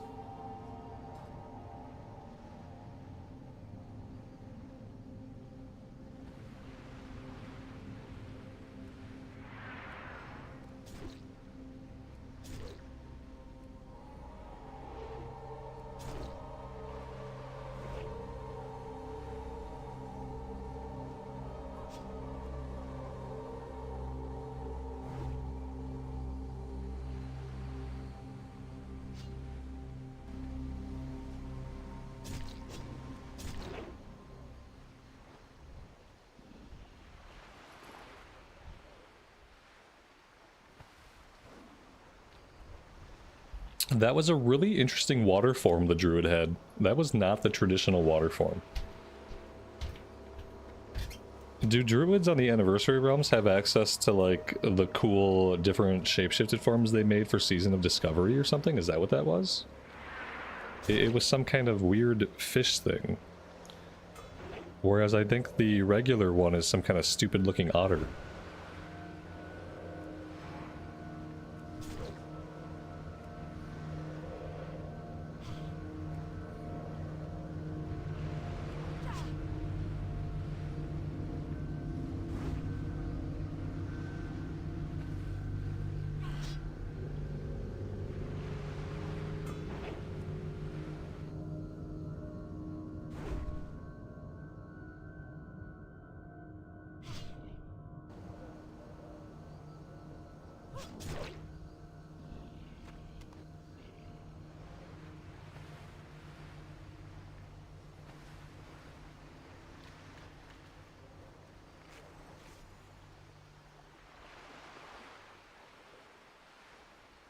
It was a priest, not a druid. They were a fish, right? For a minute there, they were a fish. Or maybe they were riding a fish. Or something. I mean, I saw something definitely fish-shaped and fish-colored.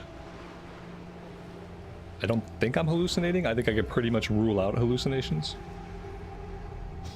He was a giant fish. Okay, good.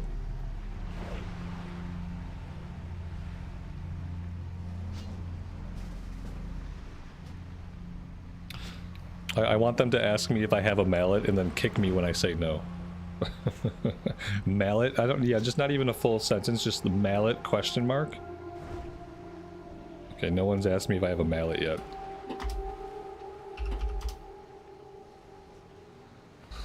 Where are we all at? We are all really close, at least the four of us that are in the group. We're either looking for a tank or a healer or a DPS. It depends. We have a druid and we have a pally. So like we could have tank and heals covered. What are the odds that we do have tank and heals covered? I'm gonna hang out here for just a second because we still need a fifth anyway. I really want to go into the run with this two-hander and not go back to the Fury for now, but I just don't know if we have the skill yet. 197 out of 225 is not ideal, you know. I wonder how long into the run if we would even cap out in the run. Yeah, I'm gonna try to grind this out, and we'll see. Maybe we'll pull in another person that has to travel a lot, and that'll buy me some additional time.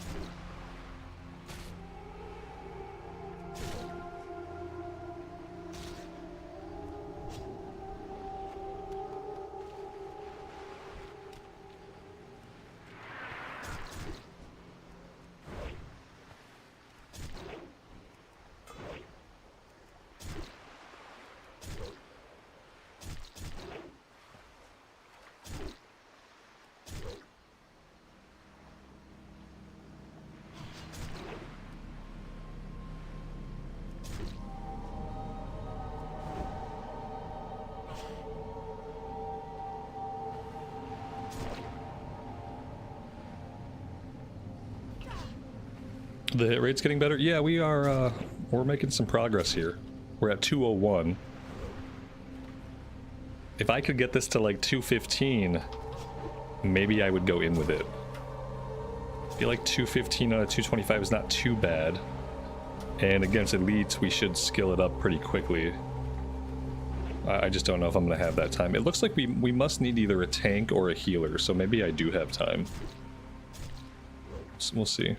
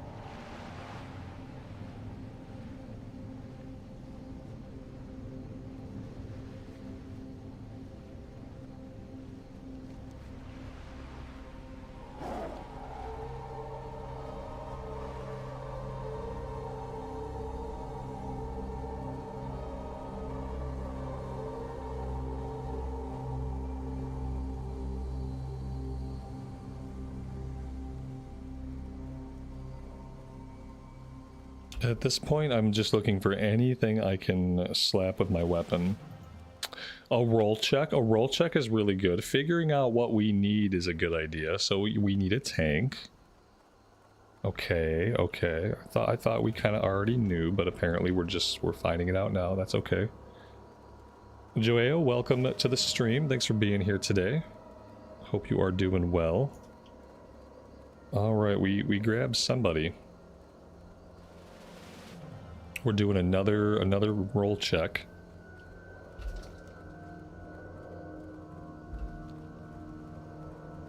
It looks like we're all here. Yeah, I think we're gonna have to go with the two-handers again. Because I just don't think the skill is high enough yet. 204 out of 225 in an instance doesn't feel very great. It doesn't feel very great.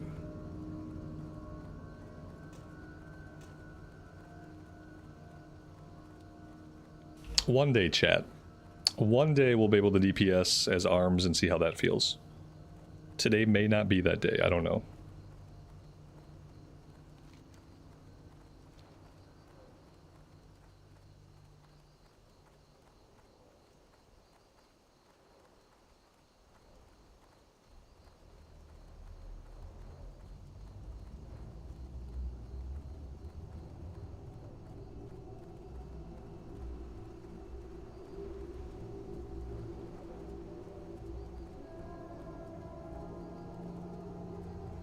And now we get the age-old question. Anyone have mallet?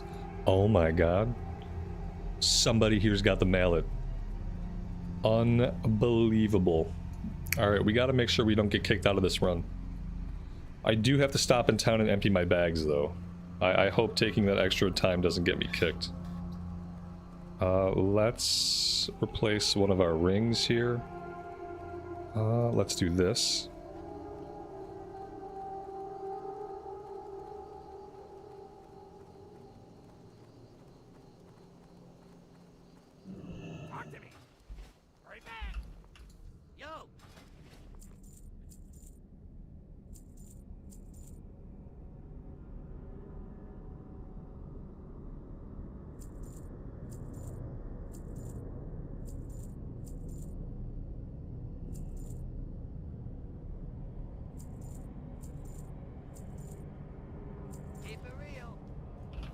That's going to have to do for now. I need to get going. They are definitely going to start without me, because I am just a lowly DPS.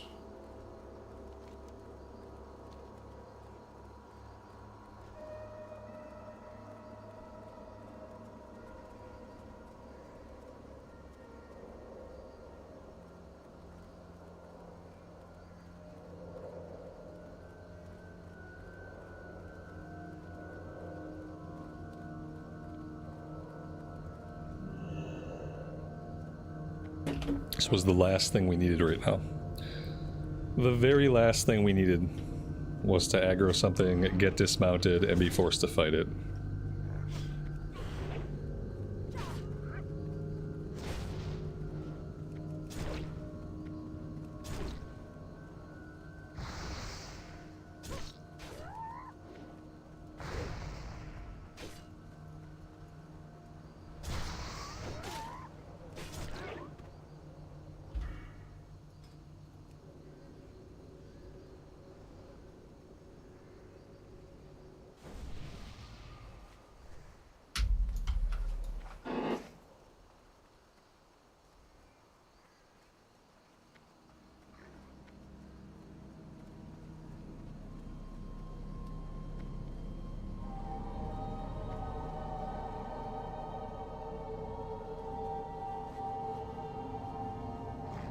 Every moment I'm not in the run, we're just wasting our time. We're just running. We're not getting any kill XP. It's not a great feeling. One day we'll have summoning stones. You know, then the group can just summon people to the run, and then they won't have to start without them as they struggle to get to the run. Possibly getting dragged down and murdered by 17 elites along the way.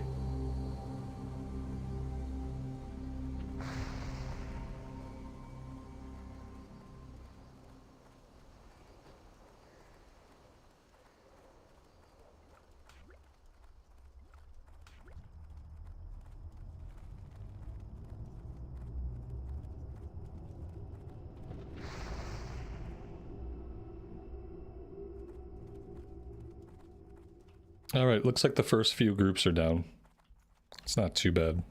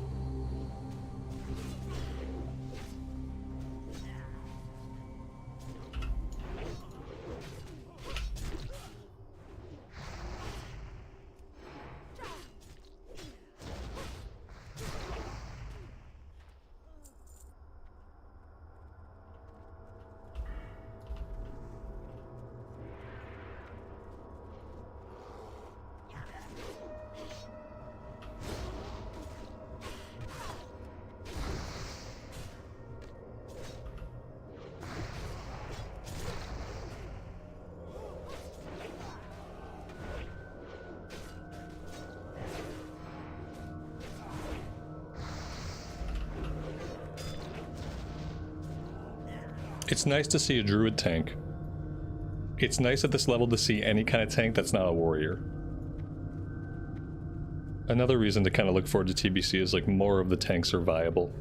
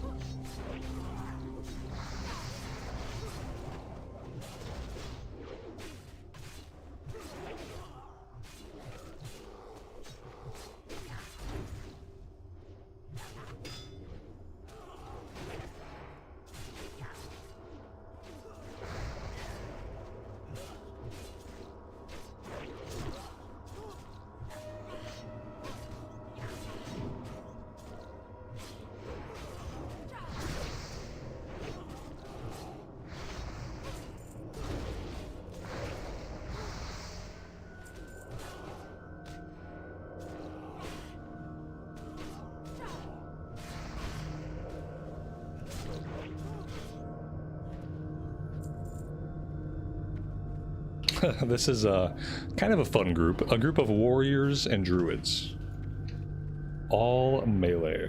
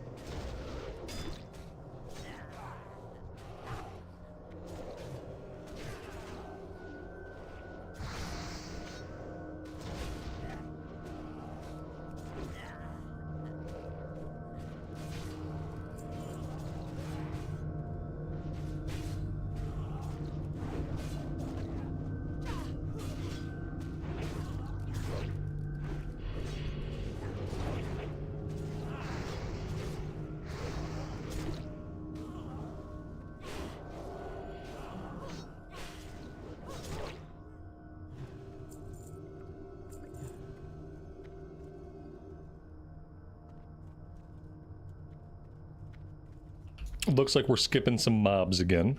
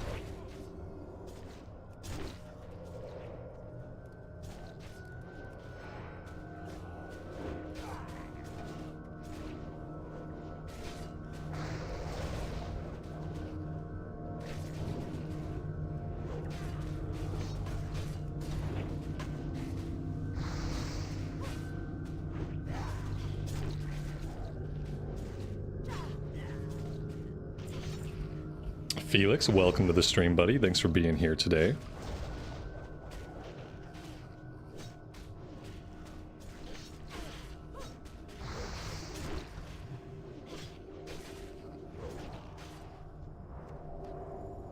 Alright, so that's tablet number 1. We picked up that quest over at Steamweedle Port. So somebody else in here has the second tablet. Second tablet is held by the... Oh, this is the Hydromancer quest. We didn't even have the quest last time we killed her. We have a mallet this time, so we'll probably kill her for sure this time. Before we bring out the Hydra.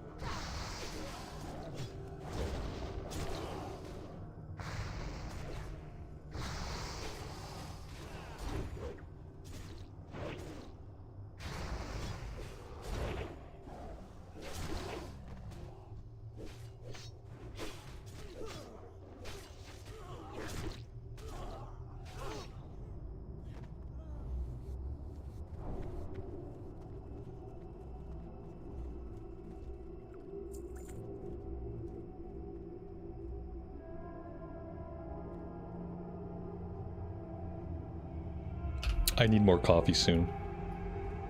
I need more coffee before it's technically too late to have more coffee. Because I have not had a lot of coffee today. Surprisingly. This is still my first mug of coffee. It's only 20 ounces. 4 of those ounces were milk.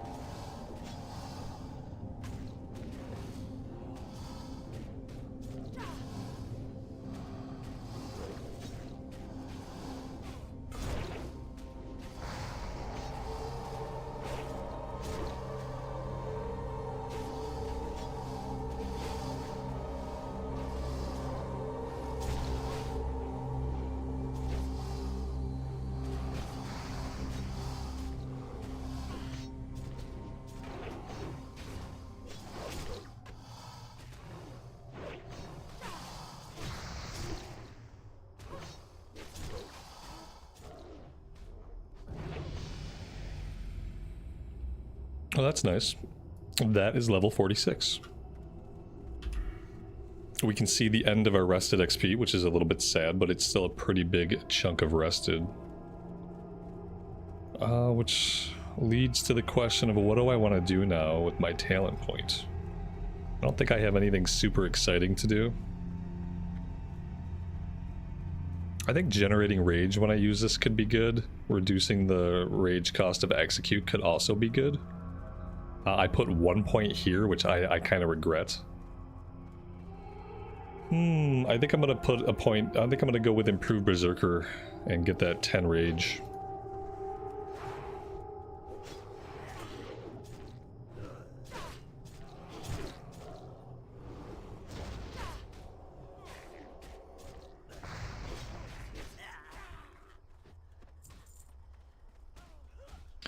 Oh my god, we're popping graves, chat. I mean, it's gonna get somebody killed, but we're doing it. I didn't pop these graves.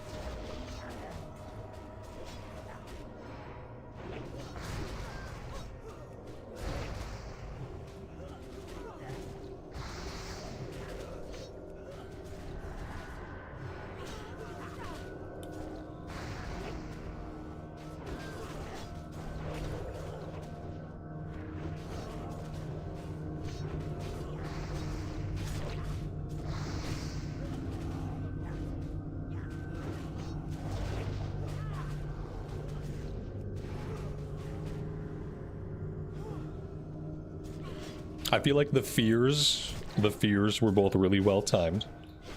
We definitely need these fears.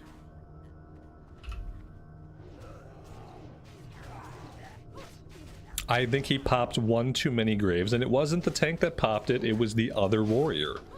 That's the kind of behavior, guys, that gives DPS warriors a bad name. When you go around popping graves and not letting the tank do it, especially then when you pop too many, that gives DPS warriors a bad name.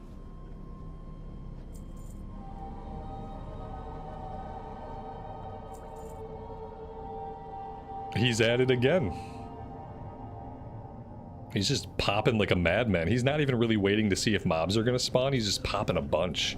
You gotta give it a second to see if how many mobs are gonna come out, you know?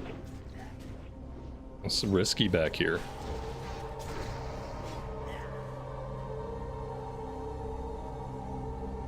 With that being said, I want to pop the whole room because, you know, XP. This might have been another example of maybe that's too many, maybe that's too... Okay. The trick about the graves that maybe some people don't know is that multiple enemies can come out of one grave. I think that's what gets people into trouble. Is they don't realize multiple enemies can pop out of one grave. So you pop 5 graves, like suddenly you could be dealing with 10 enemies. That's like, oh, you didn't want 10 enemies? Oh, too bad, kid. Shouldn't have popped 5 graves. This is risky. We got a healer who's we got a tank who just got his last heal. Healer has a tiny bit of... No, they're out of mana again. It's not looking great. We just aggroed a patrol. Really not good. Really not good.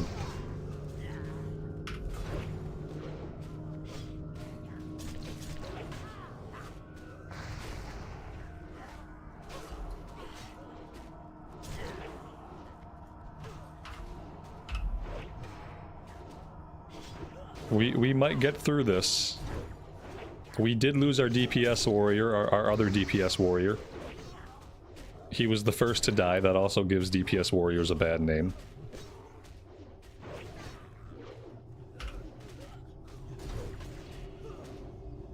Can't do damage when you're dead.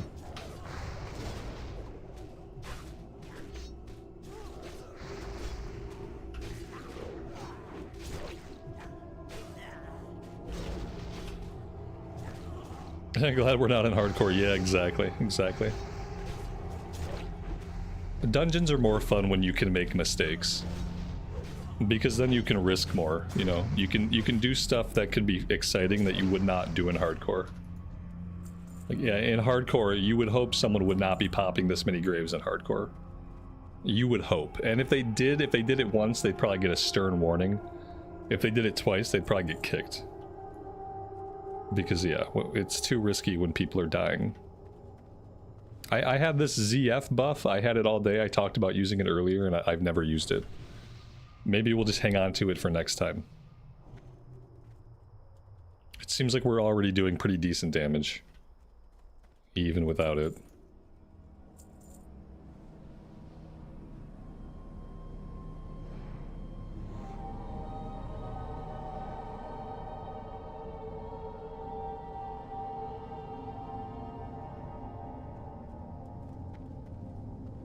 Ashley, good afternoon to you. Kettlebell Chris, welcome to the stream. It looks like we're going for the boss now. As opposed to clearing all the graves.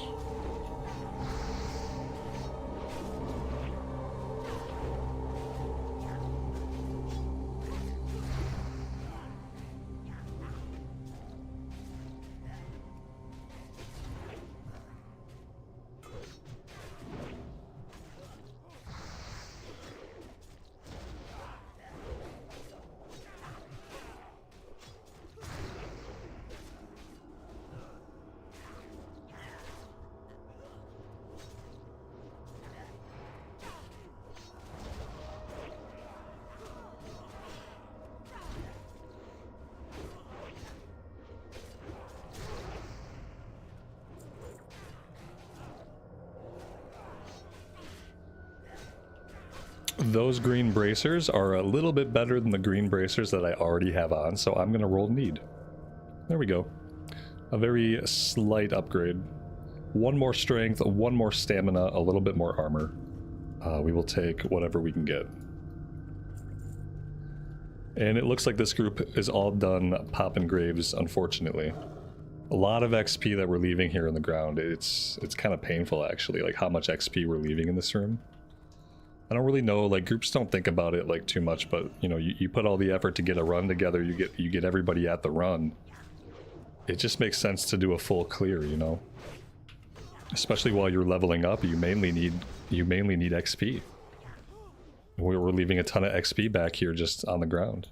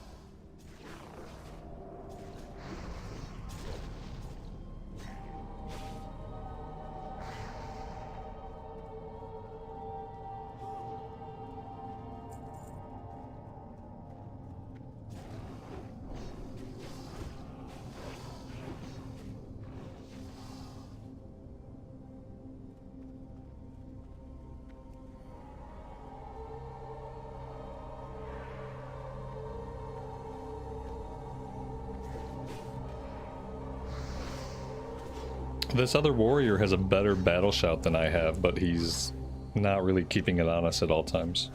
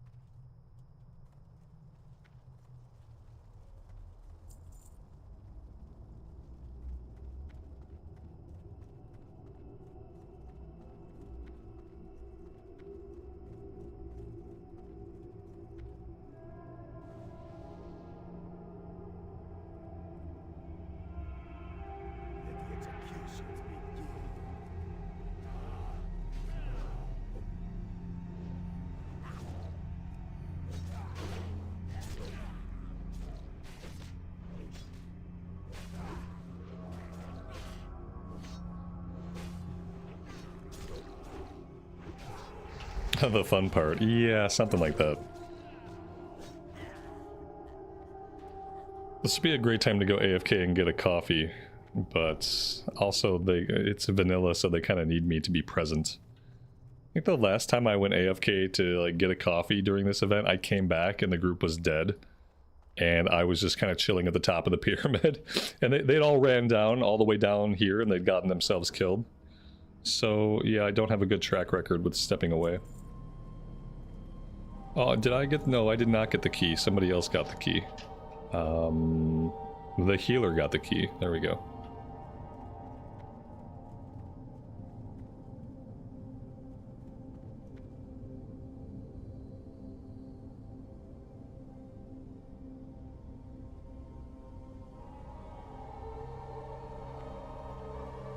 Dominic, good evening to you and welcome to the stream.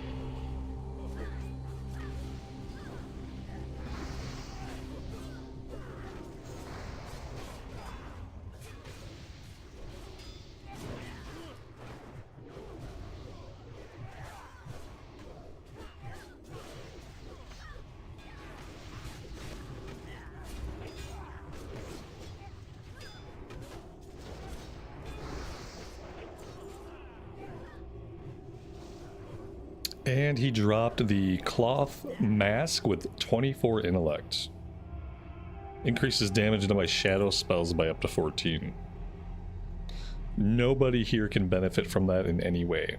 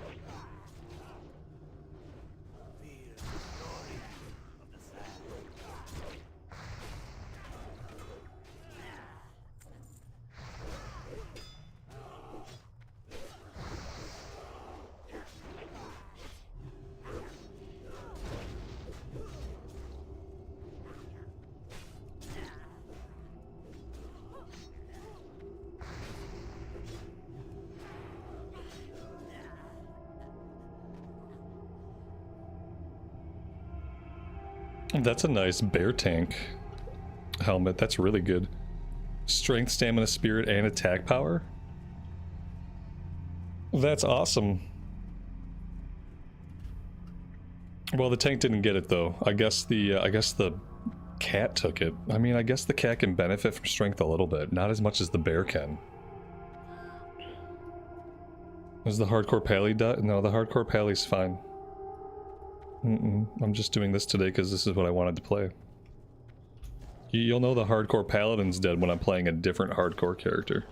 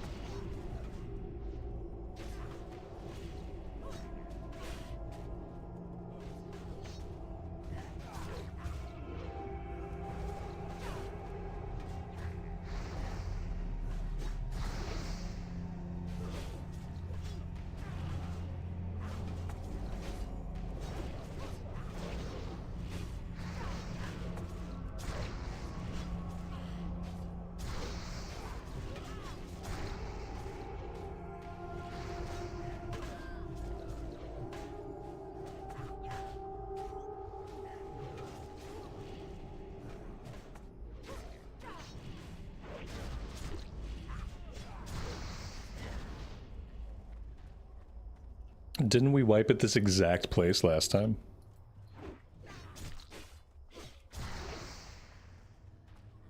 Maybe we're okay.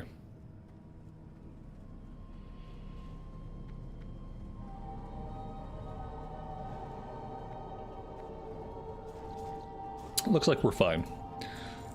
Alright, we got the second tablet, so that's one more quest complete. And this group does have the mallet, so we have to clear at least around the water area to summon out the Hydra.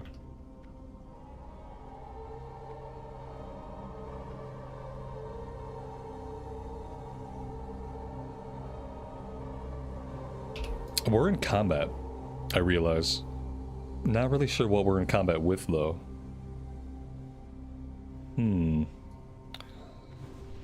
That's a little bit concerning, but I suppose we should be fine. Oh, we had this guy out here. This guy's been out here running around with like no HP. I'm really shocked he didn't manage to aggro anybody else. And that he never came back to us. Typically mobs will eventually come back to die after they run around for a bit.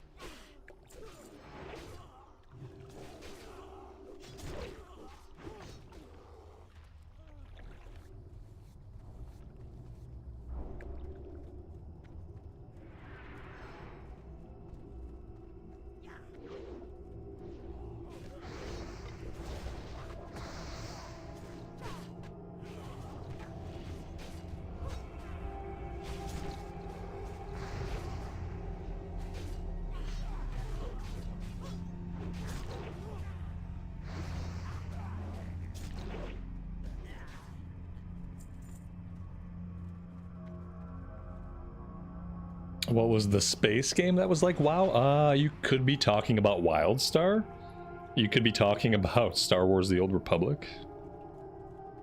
The space game. I mean, WildStar started in space, but then you crashed on a planet. So ultimately you were on a planet, even though you kind of started in space.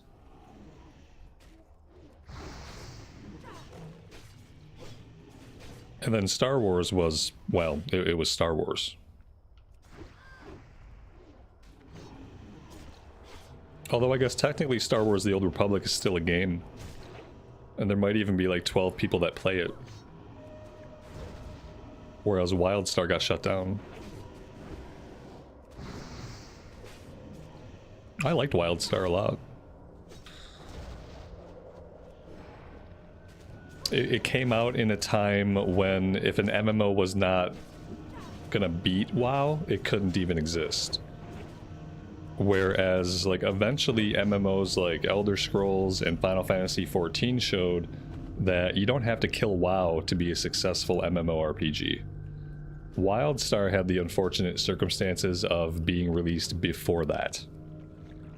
WildStar got released before everyone really realized that you can be a successful MMO with a good game and a solid fan base. It's probably never going to be as big of a player base as World of Warcraft, but you can still be successful. They just kind of missed it. And that is another ZF completed. I think I'm just going to hearth us out of here. Seems to be the best option.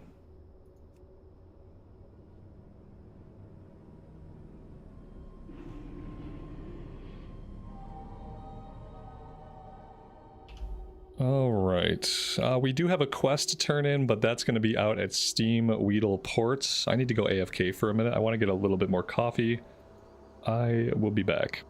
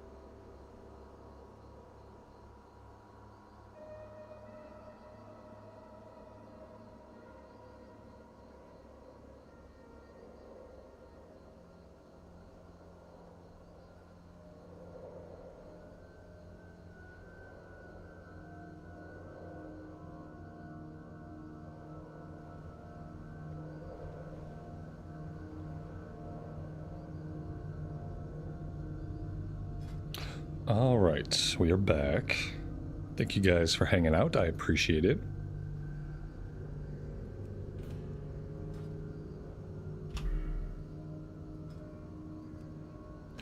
Let's get back into the arms spec. We'll put the axe back on, and this time we're going to get it capped out.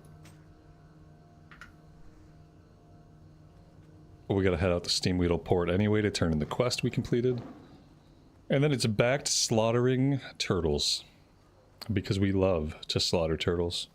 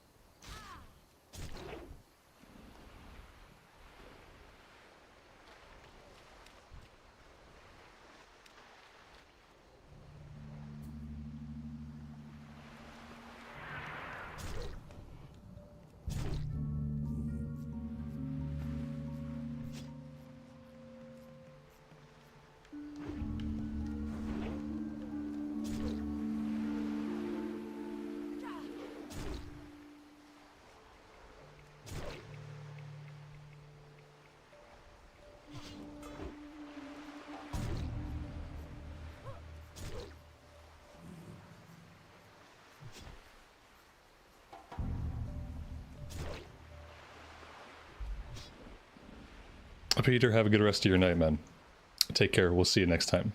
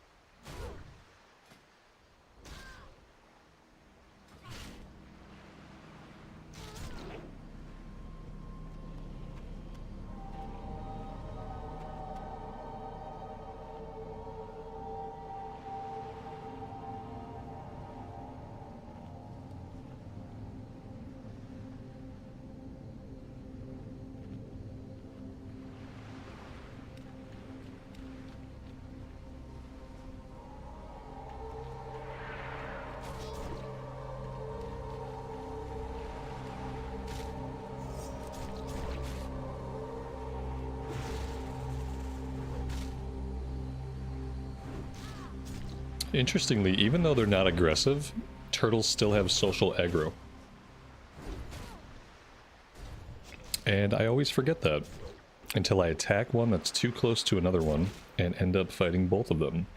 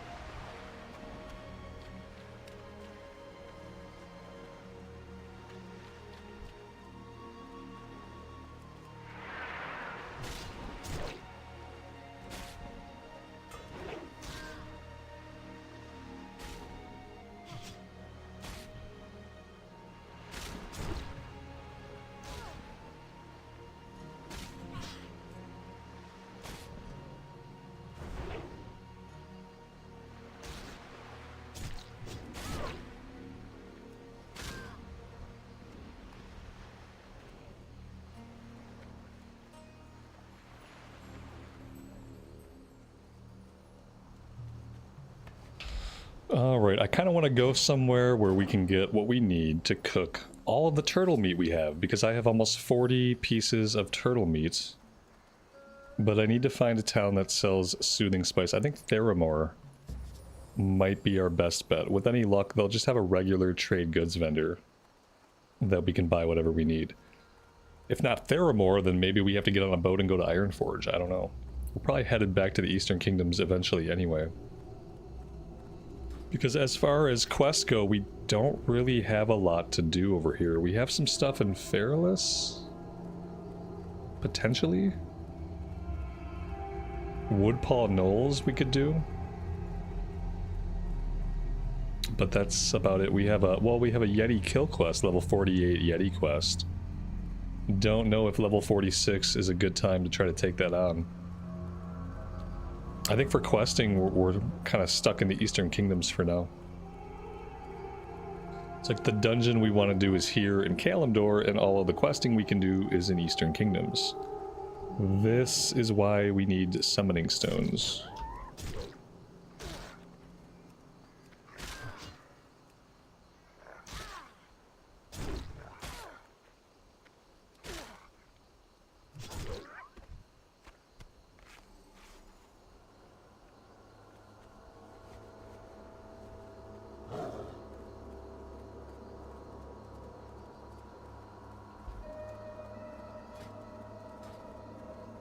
Maybe I can learn Heavy Mage Weave from the first aid guy in Theramore. Not sure if it's from the trainer or if I need a book for Heavy Mage Weave. But it would definitely be nice to have.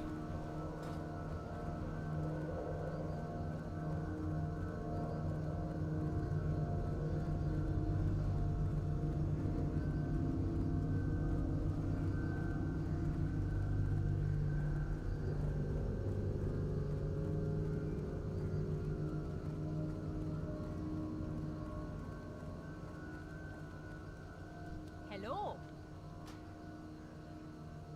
See you soon.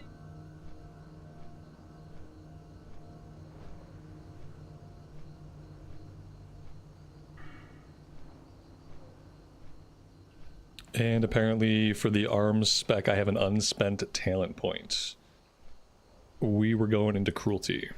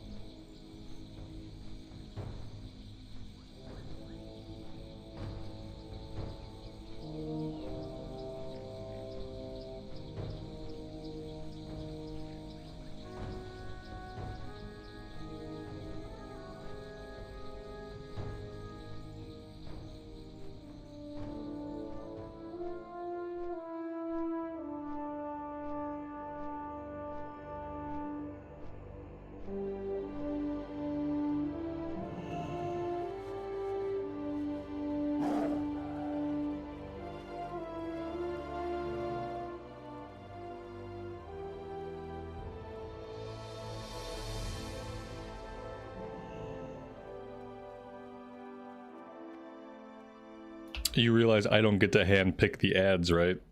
Alright, good. Good talk. Okay, if I were a trade goods vendor, where would I be? I don't know. I'm assuming with a town this big, they have to have one somewhere.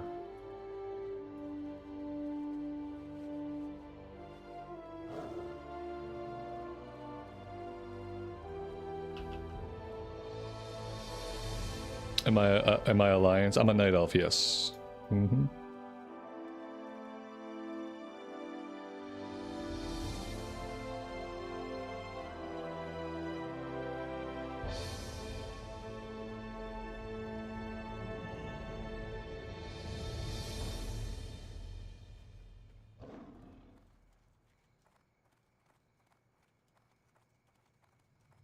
I might have to go all the way back to the Eastern Kingdoms just to cook my turtle meat. I just want to cook all of my turtle meat. All I need is soothing spice. What about the inn? Anybody want to sell me some soothing spice? The cook, surprisingly, doesn't have any cooking reagents. Which is a bummer.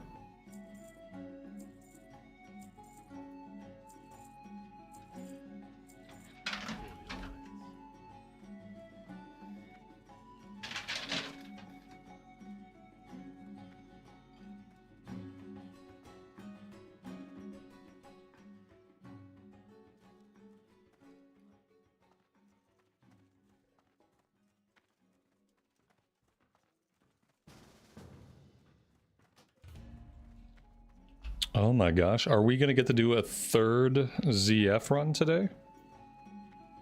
Looks like we might. It looks like we might. We are probably gonna try this one as arms. And I guess we'll have to cook our turtle meat on another day. We got 4 of us. It looks like, you know, we probably either have a tank or a healer in the druid. It looks like he's a tank with his HP. It's a lot of HP for a DPS. And maybe the priest is gonna heal? I guess, would that be too much to hope for? Let's head back down to Gadgekstan. And maybe we get one more run in. Can kind of compare how arms feels compared to Fury.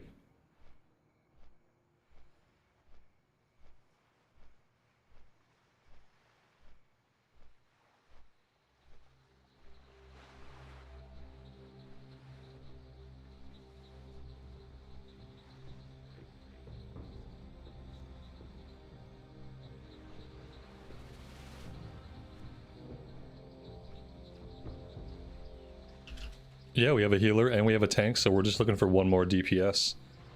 Maybe we can get a caster. It'd be nice to have either a warlock or a mage. You forgot dual spec was a thing in Anniversary? Yeah. It's easy to forget about, you know? You never think about getting dual spec when you're playing vanilla.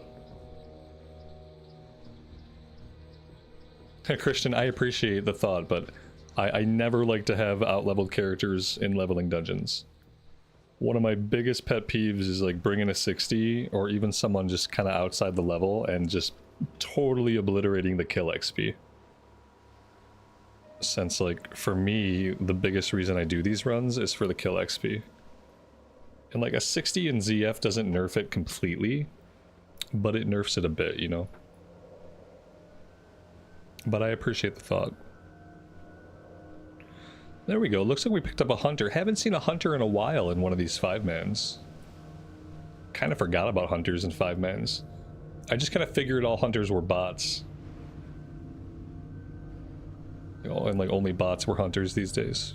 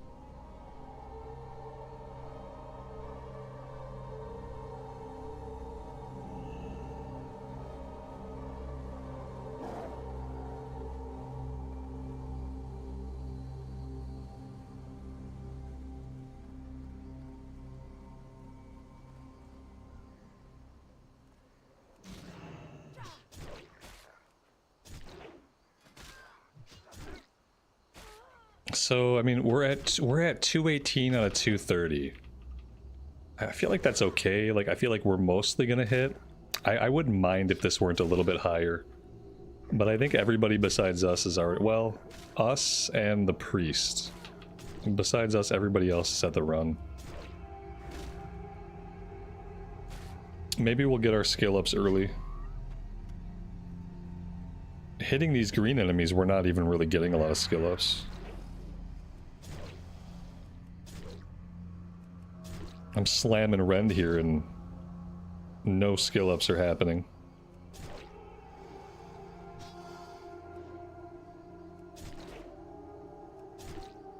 There we go, 219.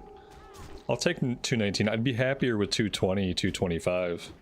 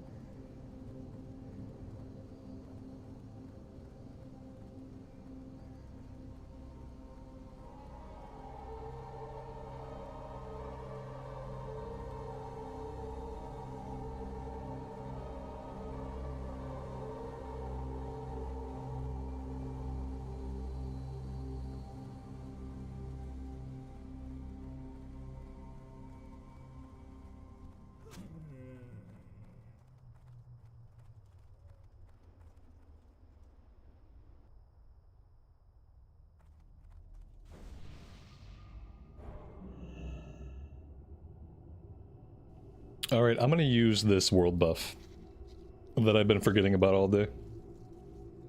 Might as well.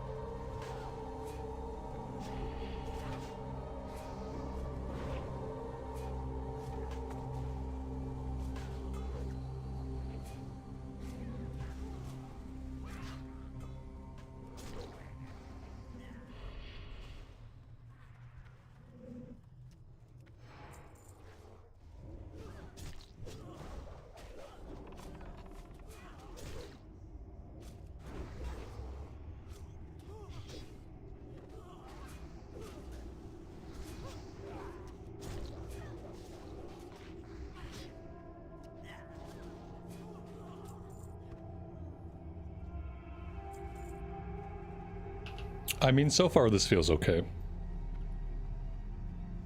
Fury almost feels a little bit stronger, but that could be because I'm not used to playing this way yet.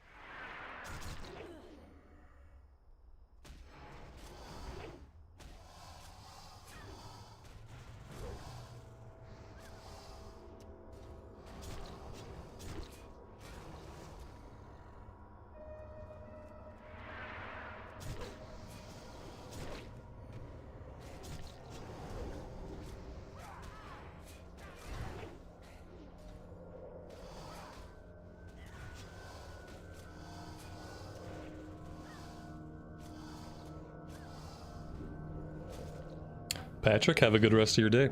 And thanks for hanging out with us. We'll see you next time.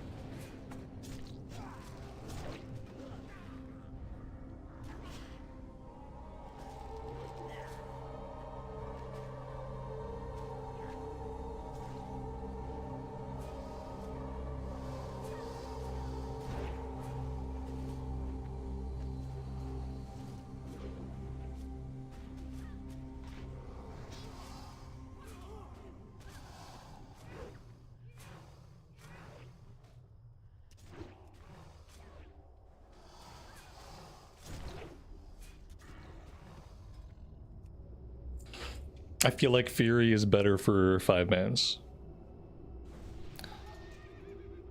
I really do. I feel like Arms is better for soloing, and Fury is better for 5-mans.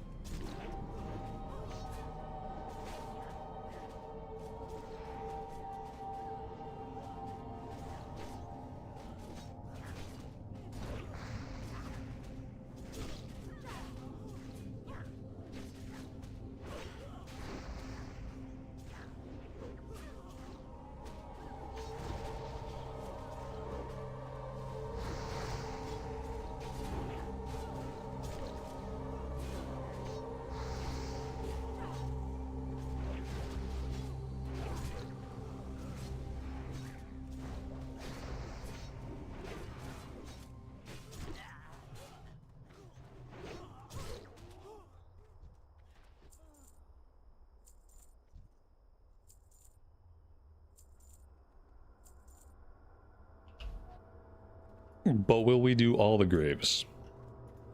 We should. We're here.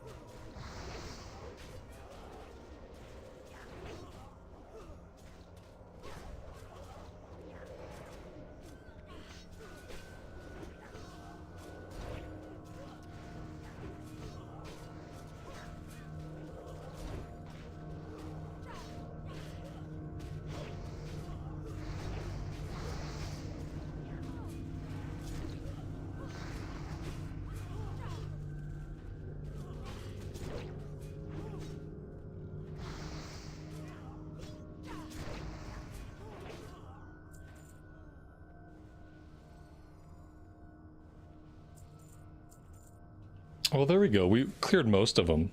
We still got some over in the corner that we didn't clear. But that's okay. It's like a 90% clear. Damien, welcome to the stream, buddy. Long episode today? Yeah, longer than recently. But, you know, yesterday we tried to play Mop, and that resulted in a necessarily shorter stream.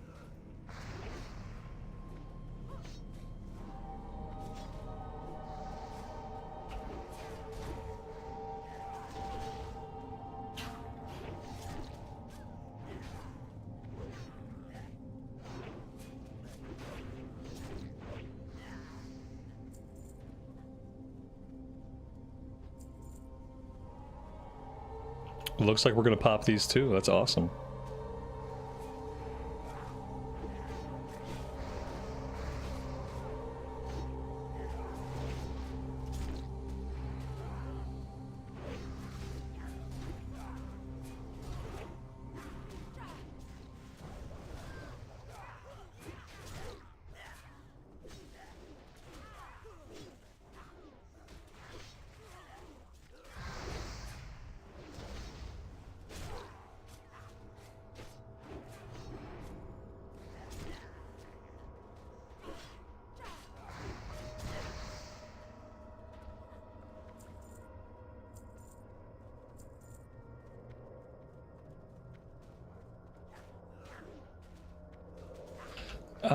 He popped a lot of them. I feel like he got overzealous to be done. He's like, we're almost done with these freaking graves, and he just popped like a bunch. So we'll see if that doesn't come back to bite us.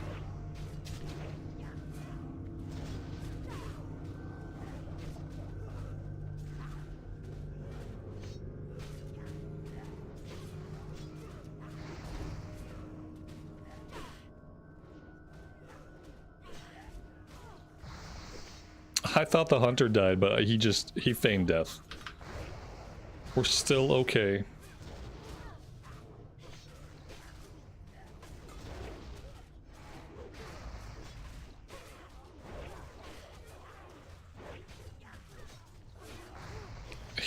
Tank's about to die. Healer is looking low on mana, but not quite yet. Not really at all, actually. He's got at least one more big heal in him. Looks like he popped a mana potion.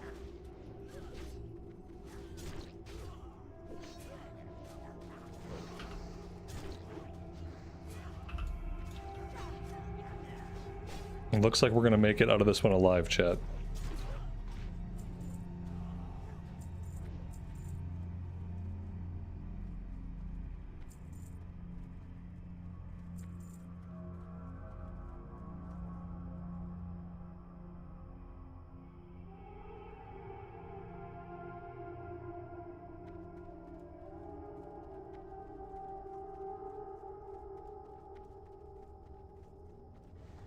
And that's it. That's every grave popped.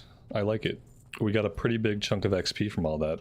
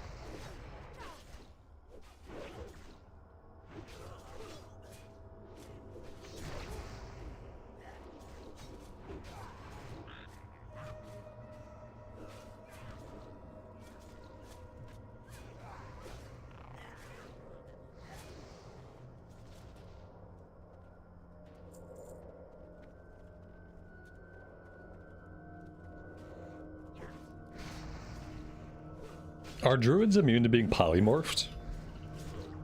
Typically it's the tank that gets turned into a frog on these ones. Because typically they just turn into a frog whoever they have targeted. We've had a couple of druid tanks, and I don't know if I've seen any of our druid tanks get turned into a frog. And I'm wondering if being a bear makes them immune.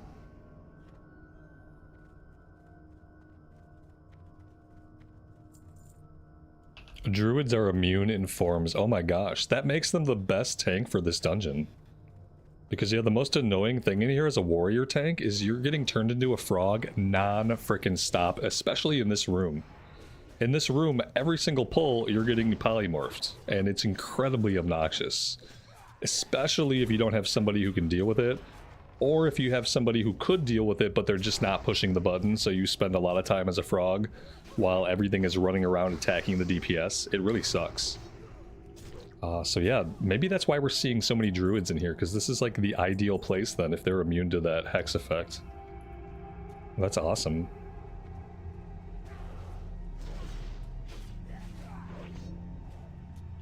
See, as soon as I pulled thread, he got me with it. They're hot to hex us. They know it's not going to work on the tank, so as soon as I pull threat, they hex me.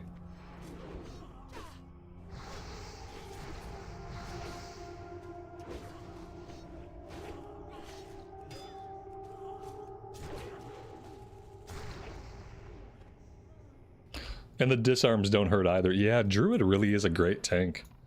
It can't be disarmed or polymorphs. They're a great tank, but, you know, after a certain point in vanilla, they're not really a great tank anymore.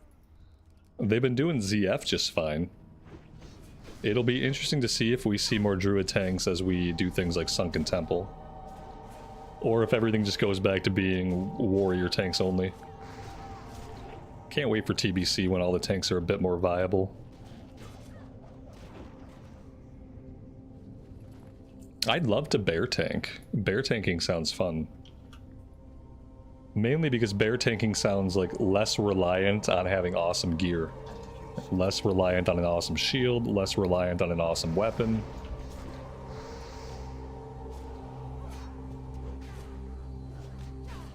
And then I can still go cat for DPSing.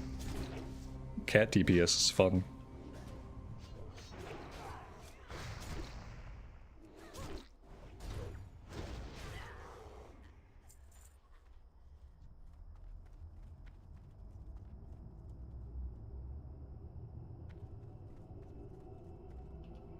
The tank got the key.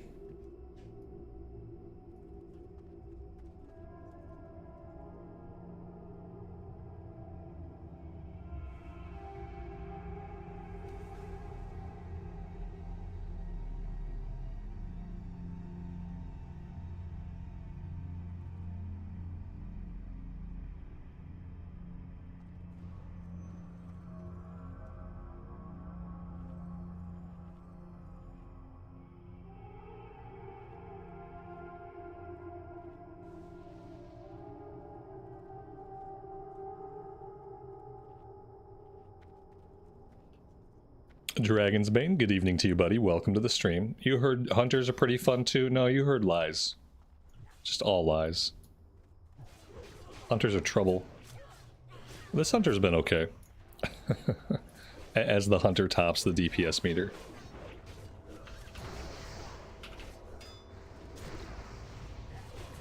His pet's doing all the work. We all know that his pet's doing all the work, so... I don't know if we can really congratulate him too much.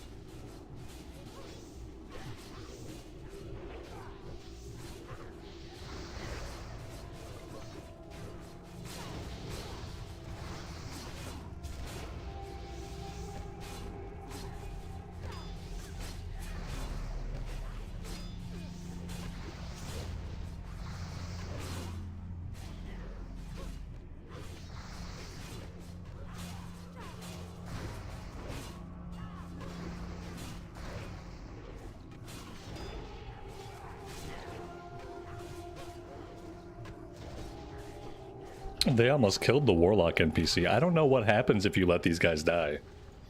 I feel like if you let them die, you can't progress. Or maybe it's only certain ones that can't die. But yeah, the rogue is almost dead. Ugh.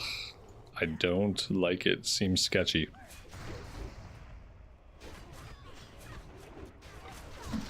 Did we lose any of them? No, we didn't lose anybody, I don't think. Unless we lost their tank, their leader. Let's see. What are they doing? Oh my god, what's this? Oh, we had a runner back here. They chased him down. Alright, we got the cloth mask again. Thankfully, none of them died. A couple of them got really close to dying, though.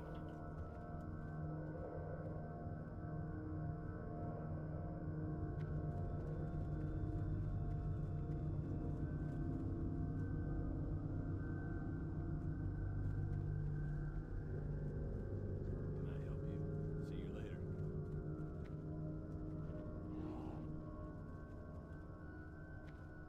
What's on your mind?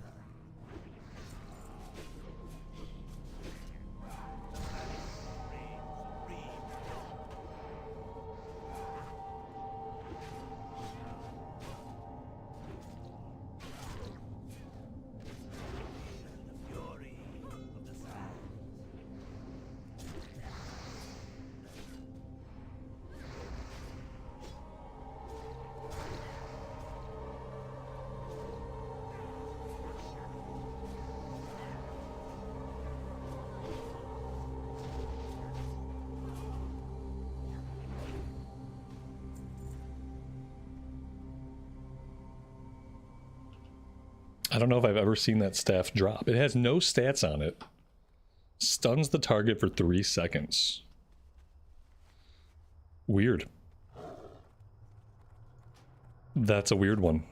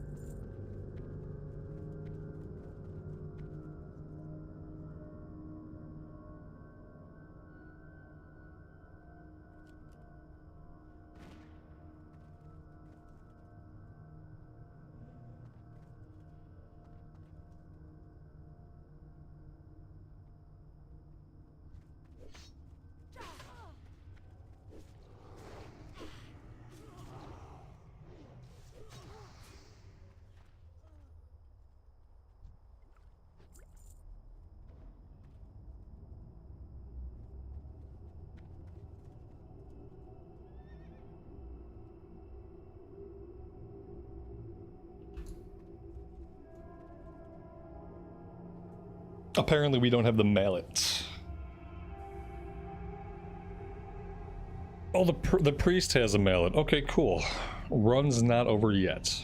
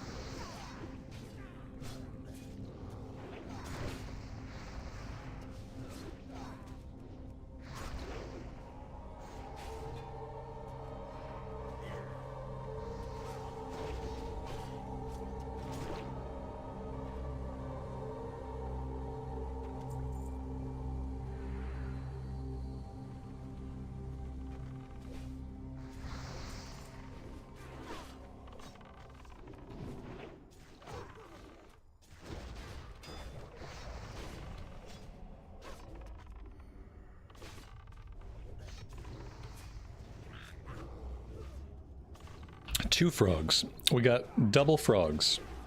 I think that's me and the rogue.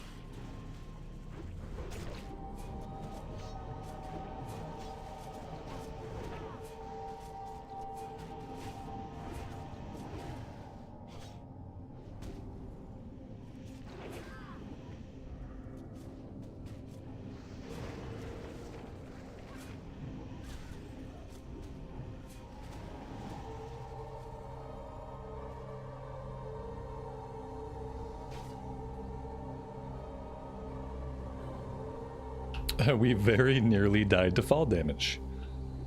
And he dropped a green dagger on the way out.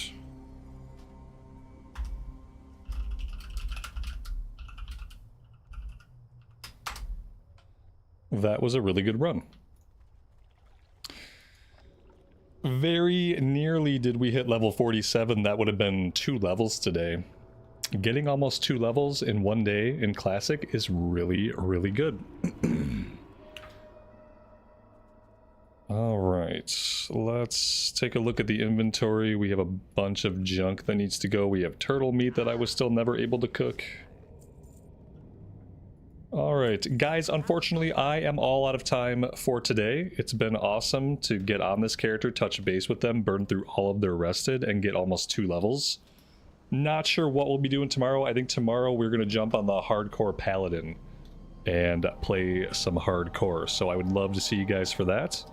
Have a great rest of your afternoon or evening time, and as always, take care of yourselves, take care of each other, and we will see you back in Azeroth again very soon.